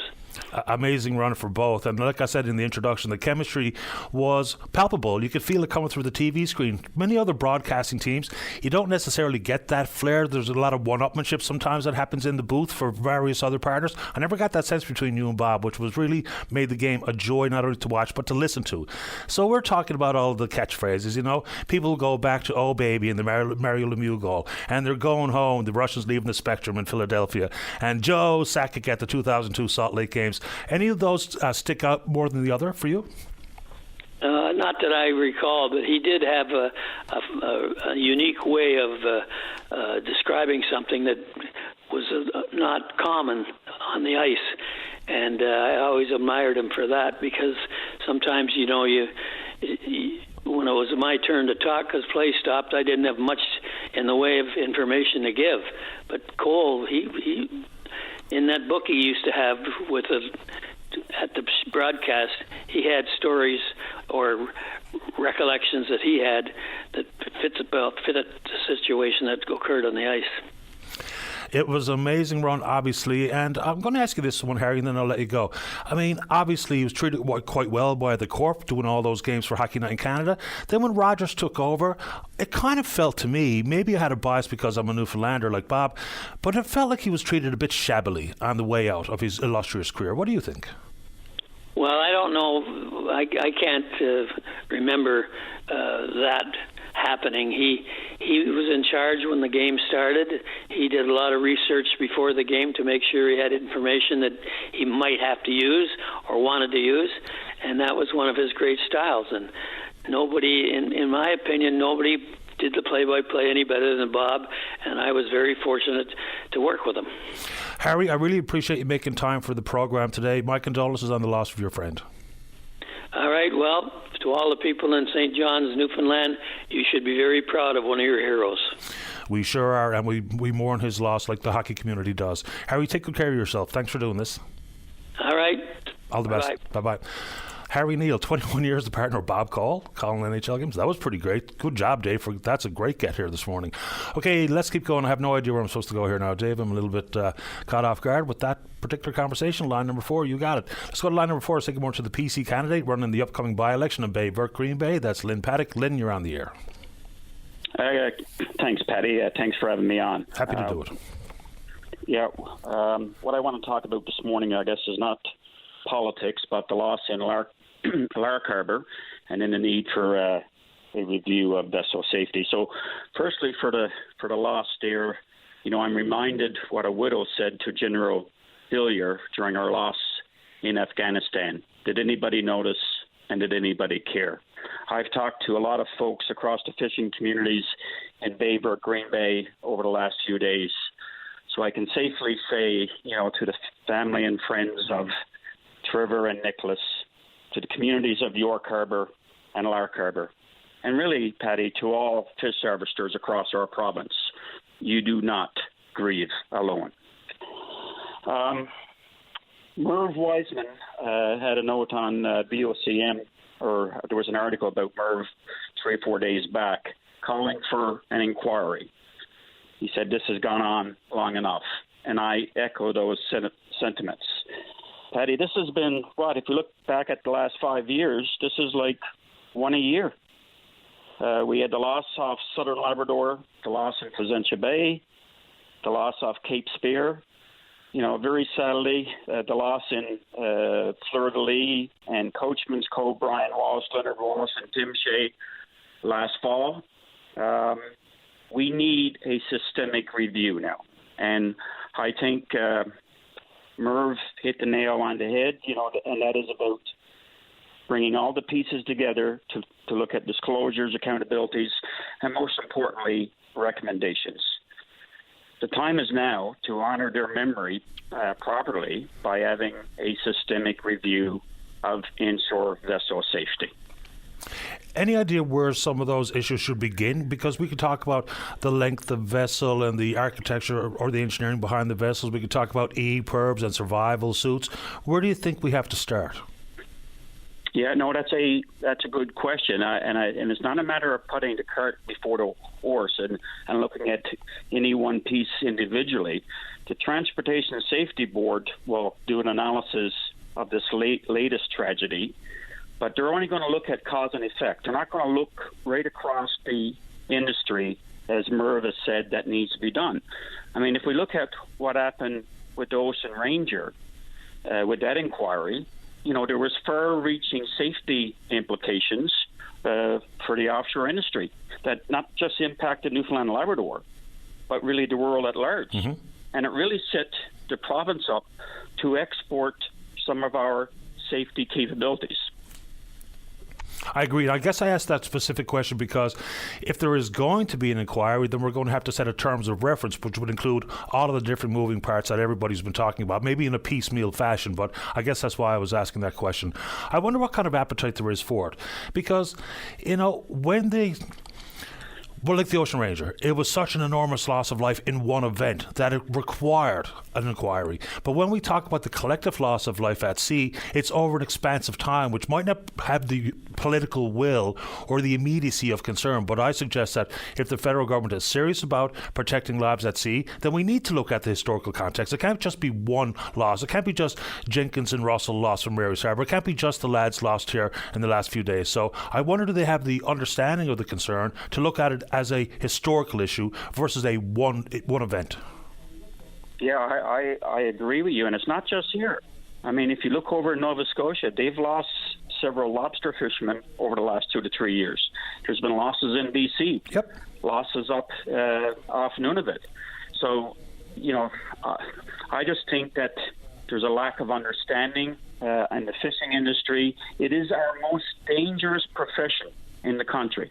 And I think, like Merv hit the nail on the head, the time is now. The time is right now to properly honor what has been done and lost over the last 5 years, to have some type of systemic review or inquiry. And if there's not one called, I think it would be absolutely a fair question to ask of the federal government, whether it be the transportation agency and or ministers responsible. If not now, when? What's it going to take? How many lives have to be lost before you think it's necessary to have an inquiry? I don't think that's unfair. It's quite pointed. But at some point, they have to acknowledge that there's either a reason why they won't call it and to tell us what it is, or to do the right thing. And let's get investigated here. Let's figure this out. Let's improve safety conditions for all mariners, whether we talk about transportation, fisheries, or otherwise. Agreed, Paddy. So, and then I guess my last point there with this, so as the, advertisements highlight, Sunday is not just national, is the International Day of Mourning for workers lost on the job.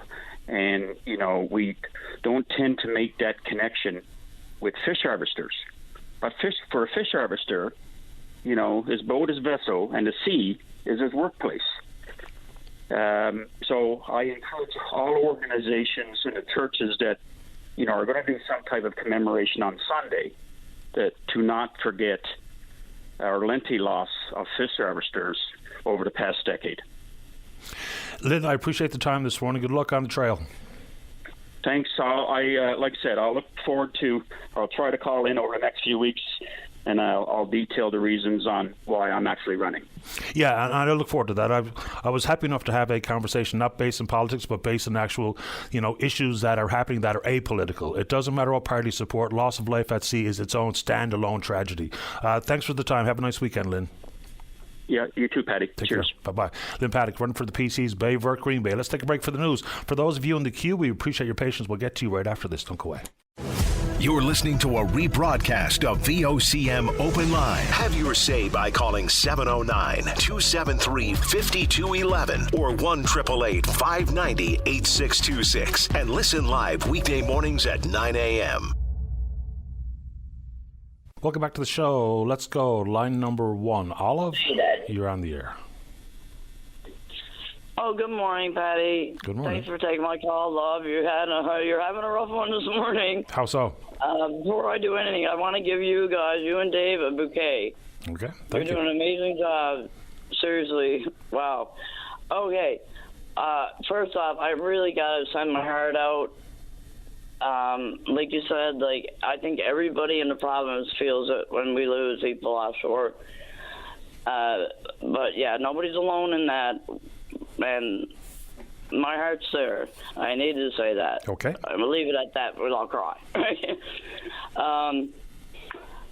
Aside from that, okay, garbage issue. When I go out, walking, hiking, right? Whatever. I always take, 2 bags with me, one for garbage and one for recycling. Now, if I walk down the road or on a trail, or even, I go bushwhacking with my dog, in the middle of the woods, I'm finding bottles and garbage everywhere. Tourist season coming up on us. Now, I was in Mount Pearl the other day, and between Smitty's and the TD Bank, I found, in that one little tiny piece of sidewalk, dirty reusable bags, tin horns, cups, in that little tiny space, that one little space. Now, I don't think the tourists are going to look very well upon this. Now, I understand that there's going to be people that are going to litter. We can't change that. But if we pull together as a province, and we don't have to be embarrassed about being in the ditch, picking up garbage, we're doing that, because I know a lot of people don't want to do it because it looks bad, but it isn't. So if we can just pull together and everybody just do their little part, it'll make up for the people that don't want to bother. And it'll be better for everybody. Sure. So I think that just a shout out to everybody, when you're going for a walk, just take an extra bag with you, Every little bit helps. Absolutely. And, the concept of community cleanup is important, and there's no such thing as a bad look when you're trying to clean up where you live. My suggestion would also be that people just need to be a bit more personally responsible. Like, the reason the place is dirty is because people are throwing the litter out there. So it's one thing to clean it up, but if we could convince more people to put the garbage in a garbage receptacle, and we could convince businesses to empty the garbage when it becomes full, because if it's overflowing, of course, that's just going to be litter. It's going to blow all over the place. So between those two things, we can all do better before we have to organise community cleanups. Oh, Patty, you got me exactly. I was about to say the same thing, because I've also noticed there are not enough garbage containers in the city. Like, if I go to put a recycling in, or even garbage, like you said, a lot of it's overflowing, and there's not enough. Like, we should have garbage and recycling. If we got to bolt it down in downtown, you got to bolt everything down there. But if there was more options for people to throw it out, maybe it wouldn't end up on the sidewalk, right? Right, but that also gives me the feeling of we're making an excuse for people. Like, if I have a chocolate bar. There's no excuse for it. But we also have to realize, Patty, that we can't, if somebody is that way, we can't change that. They got to take responsibility, but if they don't want to, they don't. Which leaves it up to just pick up something every now and then, because we can't change these people. If that's the way they are, and they don't want to take responsibility, let's take people there. But, the people that aren't are the ones that, unfortunately, have to take responsibility, or we're going to have to put a crappy-looking province, which is unreal because it's so beautiful there, You're right. The same thing comes to my mind every time. I picked up some friends of mine at the airport, and we weren't even as far as the Holiday Inn before one of them said, "Man, it's dirty here." I'm thinking, oh, God, how embarrassing. I mean, we just come from the airport, not even to the Holiday Inn. That's the comment? Oh, my. Anyway, too bad. I know. You don't have to go far. Like I said, I'll go bushwhacking, Betty, in the middle of the woods, and I'm finding bear balls and dirty mats and stuff. I'm not in the middle of the woods, not even on trails. Like, when is it going to stop? And these people really need to take responsibility, but we both know if you're willing to throw that crap, pardon my French, around, then you really don't care. And you're not going to change that. I'm just calling out to everybody out there, don't be embarrassed to get in the ditch and pick up a bit of garbage or whatever. We need to do this, and the slackers are going to be slackers. And unfortunately, we can't change them. But, the people that aren't, we can maybe pick up space a little bit and help out. That we can. Olive, I appreciate the time. Thanks for the call. I know you're really busy. I want to touch base on a couple of things, but I'm going to wait till next week. Okay. Because I know good day on you, Patty, and you have a great weekend. Hopefully you can get some rest. Hope so. I'll give it a shot. All right, my love. Have a good one. You too. See you, Olive. All right, Take care. No problem. Bye now. Okay, before we get to another break, let's go to line number 7. Melanie, you're on the air. Good morning, Patty. Thanks for taking my call. My pleasure. I'd like to talk about crime and stealing and drugs. Okay. On Monday night in Grand Falls, my truck was stolen out of my yard.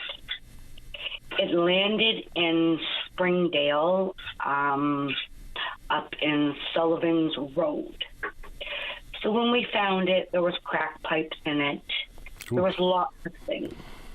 The description of the truck was a 1997 Chevy 2500 series. It was turquoise, blue, and tan, and blue on the bottom. Very distinct truck. What do you mean it was? Is it not still the same color, or? No, we still have it. We did find it. Okay. But I have other stolen things in this vehicle with names of people. That's probably their belongings.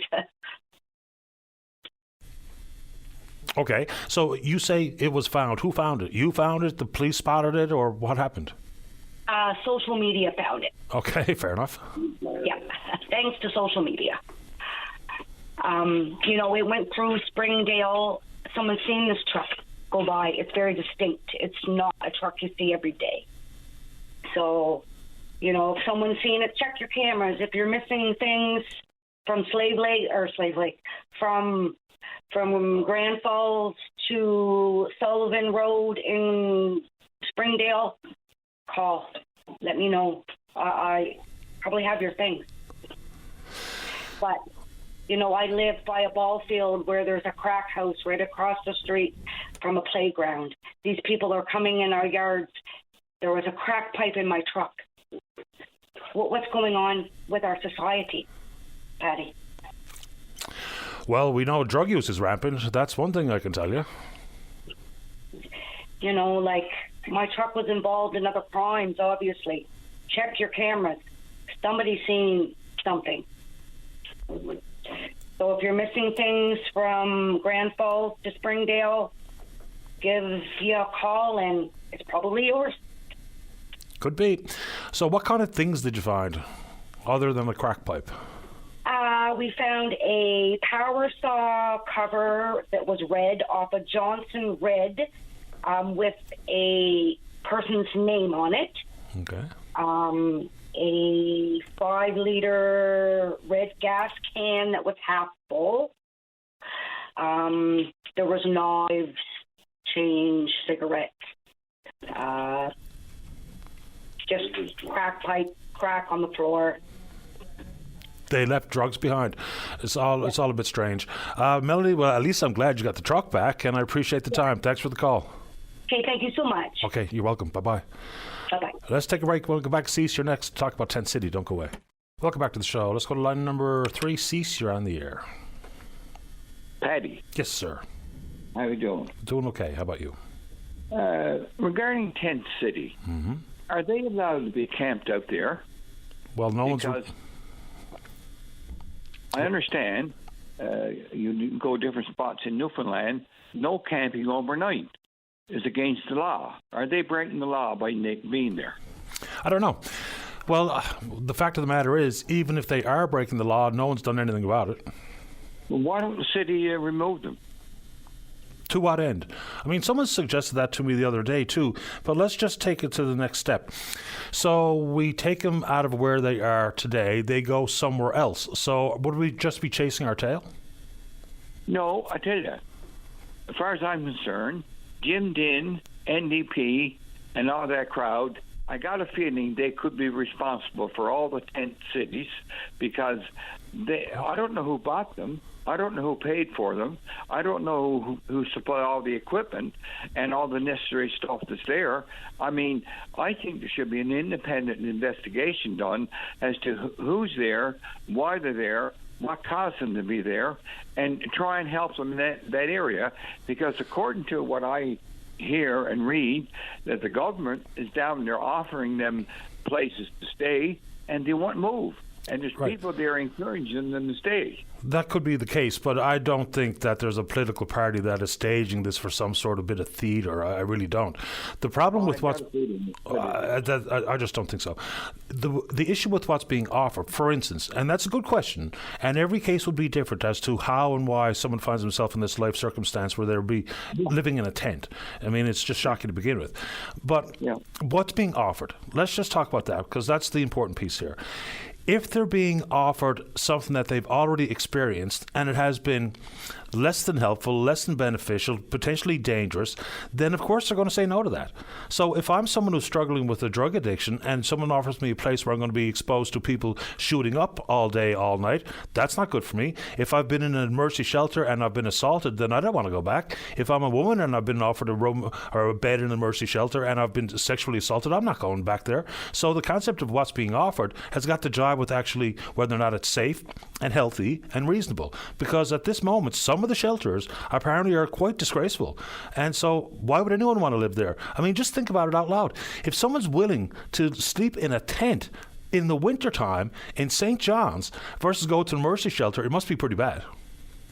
Well, all I know, the tents, who paid for all the tents and the equipment and all that? That's what I'd like to know. There's not much in the way of equipment down there. I think a lot of the stuff has been donated. I mean, for people to have inherited or bought or stole or whatever, however they got anything in this world, I don't think there's much of a conspiracy regarding how someone got a tent. Is there? I mean, I don't know who paid for the tents because they're very expensive tents. They must be to stand this harsh winter that we had. In the meantime, I don't think the government is offering them a place worse than they are. I mean, we got a hotel out there with 15 people, someone said, in it. So, I mean, put them in there.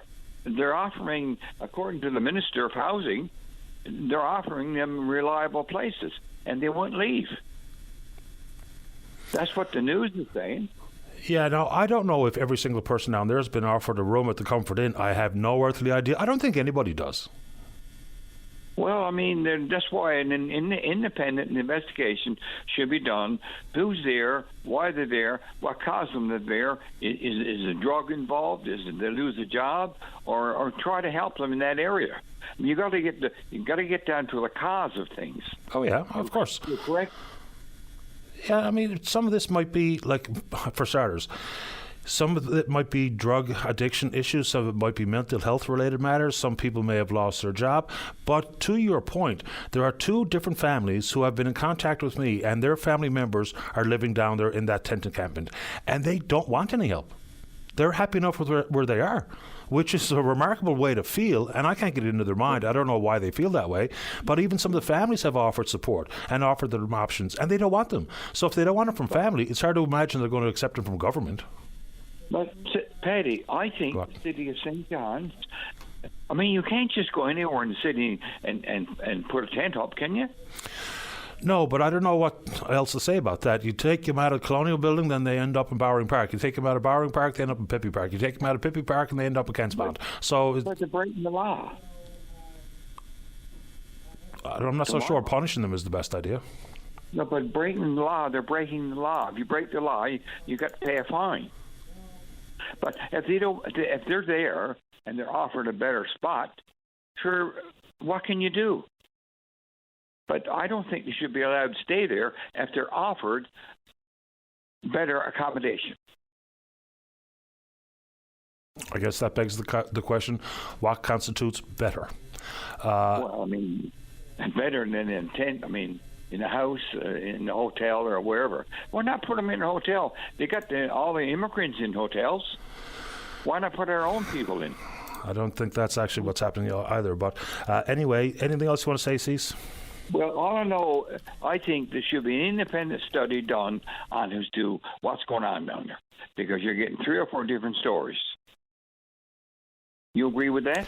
Well, I don't think we need to do that, because I think between social workers and End Homelessness St. John's and the Housing Corporation and the minister responsible, I think the questions have been asked of them all individually as to, how you ended up here. I think we have a base understanding that whether it be with mental health or addictions or simply homelessness based on choice or you're down on your luck, I don't even know what we do with any form of formal investigation and the money and the time that would take to compile what I think we already know. I mean, if you've got a family member there and you go down and say, look, please come stay with me, and they say, no, we don't want to do that, we'll stay here. That's all you can do, right? Yep. Anyway, that's my story. And I appreciate the time. Hope you have a nice weekend. You too. Thanks, Cease. All the best. All right, bye-bye. I'll get one of the... Which one, David? Line number 4? Sandy? Let's go to Sandy King on line number 4. Good morning, Sandy. You're on the air. Good morning, Patty. How are you doing? I'm very well, thank you. How about you? I'm doing good. It's Friday and the sun's out, and we might have a touch of spring our way. What do you think? Well, it's feeling pretty nice out there, but it's pretty cool all the same. My spring is a little warmer than this, but we're almost there. We're almost there. Patty, thanks for taking my call this morning. Hello to all your listeners. We are in the last week of our Spring Days Lottery. We spoke to you a few weeks ago about it, myself and Marianne. We just want to remind your viewers and your listeners that we have only 11 days left. The Spring Days Lottery tickets are only $20 each, and you can go online to purchase them. There's over $40,000 value in merchandise and gift cards. So we're hoping that your listeners will reach out today, purchase a ticket. If you can't get through online at www.veraplinsociety.ca, give us a call here at the office. The number here is 709-739-6017, and every ticket purchase goes towards people living in our community with intellectual disabilities. And we hope, Patty, we just hope people can come on today and support us. Let's hope so. So we know the people who you are supporting. What kind of programs are in place for support at Veraplin? I'm going to give you over to Marianne Oakley, and she's going to give you a brief of what that money will provide for our clients. Patty? Okay. Hi, Patty. It's so we have a quality structured day program. That program, we have approximately 100 individuals come every day and participate in a variety of programs. For instance, we have a life skills program. We have a community access program. We do computers. We do domestic science, artistic expression. So whatever somebody, their likes, their interests, and their abilities, we tailor the program specifically to those individuals. And then that's the day program. We also have an employment program, which we chatted about the last time. So if anyone wants to be gainfully employed in the community, we offer different programming with supportive employment, independent employment, and our in-house employment program. As well, we're getting up and ready. We have a summer program. We take, again, approximately 100, 110 individuals on a daily basis. We are housed in 5 schools throughout the city, and it's similar just to a recreation program. And individuals from school age, so ages 12 plus, will come and participate in daily activities, recreational activities, like a summer camp program, and that's starting up now first week in July, and that's an 8-week program we offer to individuals who currently don't have a program. And then we have a very important program is our community living, where we have a caseworker, and that individual supports our clients with any aspect when they need assistance. So it could be, like right now, we're busy with doing tax returns. So we do income tax returns for all our clients. We help anyone if they need assistance with housing or with budgeting or with medical appointments. So that division is quite active as well. So whatever we can do to assist any of our clients, we try and do it. You do great work, and I know clients of yours. Nice to speak with you this morning, ladies. Give us the details one more time for the tickets. Okay, Patty, your listeners can go on to www.veraplinsociety.ca. If you can't get online there and you want to have a chat with myself or Marianne or Mavis or Jody in the office, you can give us a call at 709-739-6017, Patty. And like I said, it's over $40,000 in gift cards and merchandise, $20 a ticket, or you can take a cash payout of $25,000. All sounds terrific. I appreciate the time this morning, ladies. Good luck.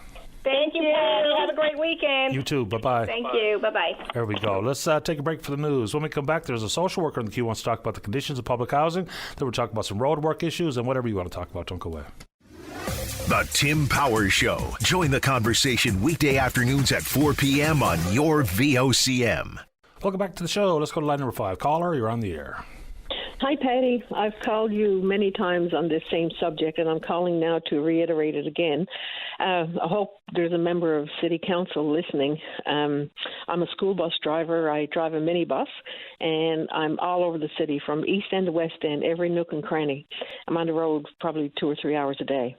And the condition of the roads is getting much, much worse. It's to the point now it's actually dangerous. You got cars swerving, trying to avoid potholes, coming into your lane and stuff, and you're trying to avoid them. Just this morning I was driving along in front of the old Memorial Stadium to make a right on the boulevard. And to my surprise, well, not surprise really, there was a pothole there. Of course, the council just stuck an orange stick in the hole, and I mean, I couldn't obviously hit it. Half the lane was blocked off, so I mean, I had to swerve into the left lane to avoid it, and that's not easy to do in a bus, And it's time for Danny Breen to prioritize where they're spending your money. This morning, Mayor Breen was on VOCM talking about the walking trails and how they're trying to better the city and enhance their services and stuff. But, talking about the walking trails and all this stuff, that's fine and dandy. But they're not addressing, the major problems, which is the street. There's only a handful of the population that would avail of these walking trails and whatnot. But you got, a larger population using these streets, and they're beating up their cars. And, Mayor Breen was talking about mental health and fresh air and all this stuff. But, I mean, at the end of the day, I'm ready to pull my hair out with the conditions of the roads. Years ago, I used to drive a wheelchair bus. And, I used to transport passengers on the city streets and everything. And I mean, I challenged Mayor Breen to strap himself into a wheelchair and get in the back of either a wheelchair accessible bus or taxi and drive over these roads. Patty, he'd be swerving back and forth. I mean, it's to the point now, you can't even go for a nice drive. Like areas like Duckworth Street, for example, is probably the worst. And, if Mayor Breen wants to promote, healthy living and bicycle lanes and all this kind of stuff, who in their right mind would drive a bicycle on Duckworth Street or any street for that matter? Sure, you'd beat the rims up. So it's time for the city to start addressing the severe problems. They're working on that tomb for the unknown soldier on the memorial there, which is fine. It's important to acknowledge, Newfoundland history. But, they're pumping all this money into that when you can't even safely drive on the roads, and this renovation of this memorial, has destroyed many businesses downtown, but yet the city thinks it's important enough to neglect what really needs to be done for the safety and the comfort of the city residents. Anyway, that's my rant for I just don't know how the city can rightfully get out in front of the extent of the pothole problem. I mean, there's very few streets in this city that don't have some sort of crevice in them. I mean, in the route that I drive daily, I've almost got it like it's rote memory here. I know where the potholes are. I'm prepared to avoid them as I drive down the street. It doesn't seem to change. Even some of the patchwork that's done at certain times of the year, it just doesn't last. You need to get into the summer season to actually do some meaningful repair, because there's one notable pothole on Torbay Road that drives me bananas. No matter what they do during the spring and the winter, nothing changes. It's impossible to fix them realistically at certain times of the year. And I know where that pothole is, and I'll be able to straddle it as best as I can. But you're right, people are swerving all over the place to miss some of these major potholes that are beating up tires and rims and suspension. So I know where you're coming from. Well, on the curbside lane on Columbus Drive around the entrance to Monday Pond Road, I've been driving this route now for 3 years, and for the past 3 years, in the curbside potholes, like where the manhole covers are, all they do is spray a circle around it with neon orange paint and stick an orange sign in it. And that's been going on for years. It needs a whole new resurfacing. Like, Duckworth Street, I keep harping on Duckworth Street because that's the worst. I'm down on Duckworth Street. I'm driving a huge bus, and there's no room to swerve around because it's tight enough down there in a regular vehicle when you got cars parked on both sides. So you can't swerve. You have no choice but to drive over the hole. And I mean, talk about mentality or, someone's mental health. Oh my gosh. I can't imagine, having any kind of ailment where it would hurt to drive over these potholes. But I know at the end of the day, I'm like I said, I'm ready to pull my hair out. And the city doesn't seem to be doing anything about it. they've been working on this. I'll go back to the memorial. They've been working on that for almost a year. Yeah, that was, of course, a provincial initiative, not a city initiative, but fair enough. It's still, it's still a concern in the area for some, yep. Okay, take Pitt's Memorial. They had that tore up for over a year, and they patched up the holes that they made, and they're just as bad. You're driving over Pitts now, and it's terrible. Like, the workmanship is shoddy. It's not fit to drive on. I don't know where who's hiring these contractors, but they're certainly not. When they make repairs, it's almost as bad as when it was tore up. So, I think it's time for Mayor Breen to, refocus where the money is going and be concerned about the residents and who has to use these roads. And I mean, pedestrians as well. I wouldn't want to walk up and down the streets of downtown with all the cracks in the sidewalks and the road and stuff. You cross the road and you trip and crack your neck. Yeah, I'm not so sure how bad the sidewalks are. I can't remember the last time I walked around downtown, to be honest. I do have to get to another call, but I appreciate your time. Thank you. Okay, thanks a million. Bye-bye. You're welcome. Bye-bye. Let's go to line number 2. Good morning, Joshua Joy. You're on the air. Good morning, Patty. How are you doing? Doing okay. How about you? Oh, I'm doing pretty good. I'm calling today for the Carol Players up in Labrador West. We're celebrating our 60th anniversary here this year. So we put out a call to all the past members back, posted it up on our Facebook. Got quite a bit of response and stories that were told from different alumni throughout the years, the past 60 years, really. They originally started back in, 1963 is when they started, put out their first production in 64. And one of the people reached out and pretty much said when they started, they just wanted to expose the 2 mining towns up here to a little bit of culture. That's what people who don't know, Joshua, it's a community theatre group, right? That is correct. Right. Yeah. Okay. Community theatre. Yeah. So coming up now next week on May 3rd and May 4th, so next Friday and Saturday, we will be putting off a production. It's called The Metal Lunch Can. It is a locally written play. One of our members wrote it. It's kind of a little bit of a history piece of our town and our community. Pretty much it follows the lives of 2 people who met in Newfoundland, fell in love, decided to uproot their family to work up here in the mining towns, and we follow them throughout their lives. Everything from the storm of 82 to the strikes and layoffs, and even when the school systems first integrated from being separated from religion to no longer being separated by religion. So it's definitely a story about generations and something that we're hoping to get some of our pioneers out to see. Let's hope so. So is the production going to take place at the Arts and Culture Centre?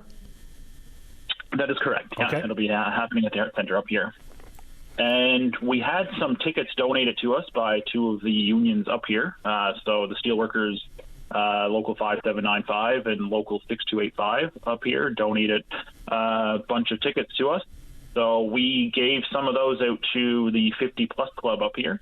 But we still have 15 that we're going to be raffling off.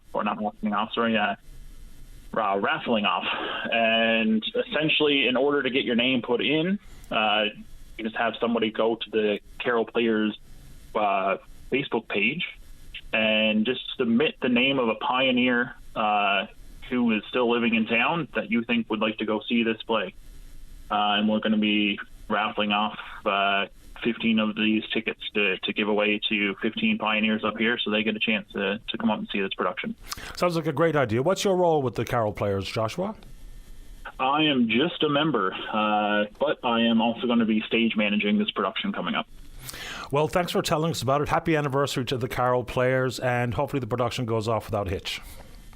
Yeah, hopefully everything works out, and everyone's been practicing hard, and we're hoping to put off a good show now next week. I appreciate your time. Break a leg. Perfect. Thank you so much. You're welcome, Joshua. Bye-bye. Have a good one. You too. Okay, let's take our final break of the morning and the week. Coming up after the break, the social worker wants to talk about the conditions of public housing. Don't go away. Welcome back to the show. Let's go to line number 3. Good morning, caller. You're on the air. Hi, Patty. Hi there. Hi. So I just wanted to check in now. I'm going to tell you, I've been following the housing stuff that's been going on here in Newfoundland for the last probably 15 years, right, on the news. And then I became a social worker back in 2015, and been working at it since then. And I've seen a lot of things, and I'm just listening to the radio the last few days. And this, matter of defining what this 10-city thing is. Some people say it's a protest. Some people say it's people don't have housing. So I just want to help maybe clarify that picture by providing some of what I've seen. So I believe that a lot of the issue here is not that maybe there's not enough housing. Maybe there's not. I mean, it's simple math. How many housing units, how many people are here? Do they add up, right? But it's not as simple as that because, of course, some people want to live in a nicer house and some people don't want to live in a house perhaps where there's rat feces, mice feces, mold, bed bugs, other things that would make the housing unfit. Right. And the government here, unlike, in BC, there's socialized housing, there's social housing. We don't really have a lot of that here. What the government does is pays private landlords.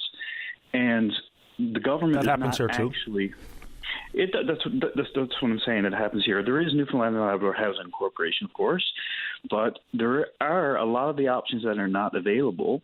People would prefer to live outdoors in a tent. So whether you call it a protest or whether you call it, it is what it is. And the fact of the matter is, whether it's a protest or whatever you call it, these people they would rather live outdoors than live in the kind of housing that the province of Newfoundland and Labrador is offering to right. them, right? We get that point, yeah.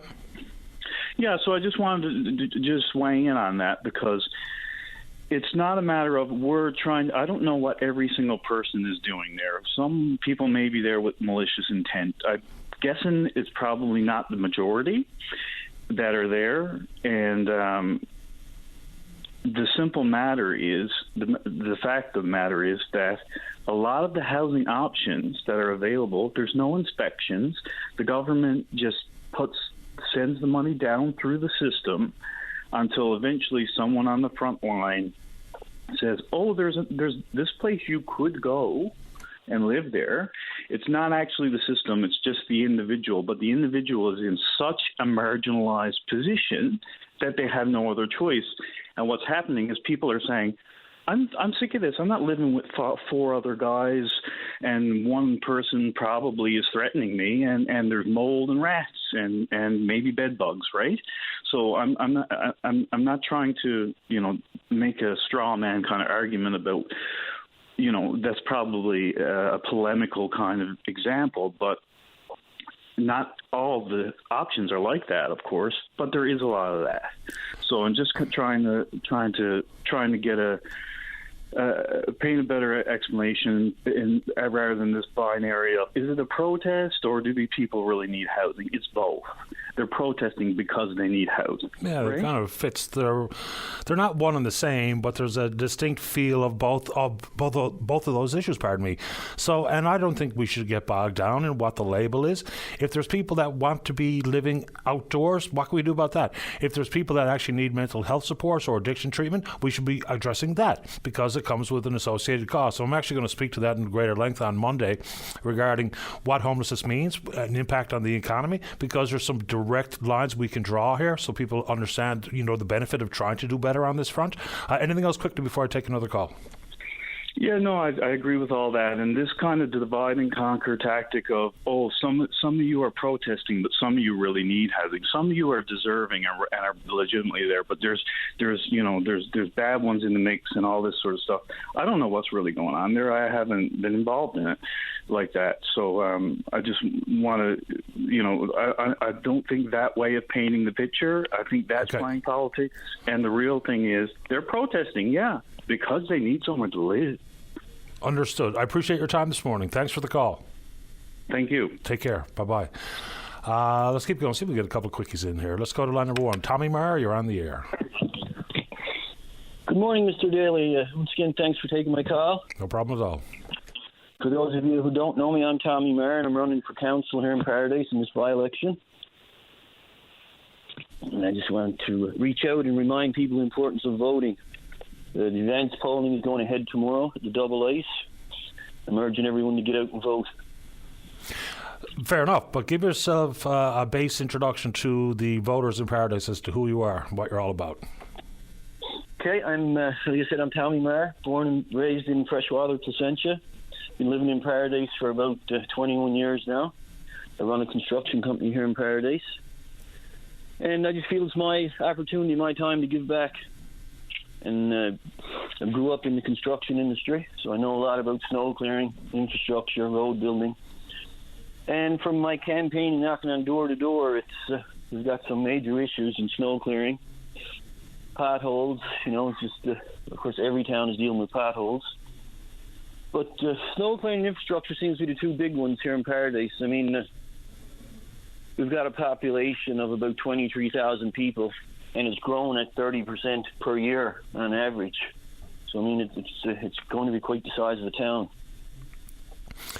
And there are potential problems and risks with growing too quickly if infrastructure is unable to keep up with the demand. And, of course, that picture has been painted very clearly in different parts of the country. And Paradise, one of the fastest growing communities in the country, if not the fastest growing, which is fascinating stuff. Tommy, anything else you want to say quickly? Because I would sneak on one more before we run out of time this morning. No, my main reason to get here is just to urge the residents of Paradise to get out and vote. They're very lucky. They've got 4 great choices there to choose from. And I wish the other candidates the best of luck, and just get out and vote. 100%. Apathy is the best friend of the politician. I appreciate the time, Tommy. Have a nice weekend and good luck. Thank you very much. Have a good day. You too. Bye-bye. Tommy Maher, 1 of 4 on the ballot to run for a council position in Paradise. Let's go to line number 4. Good morning, Sid. You're on the air. Hi, Sid. Was that pot up by chance? Line number 4. Sid, are you there?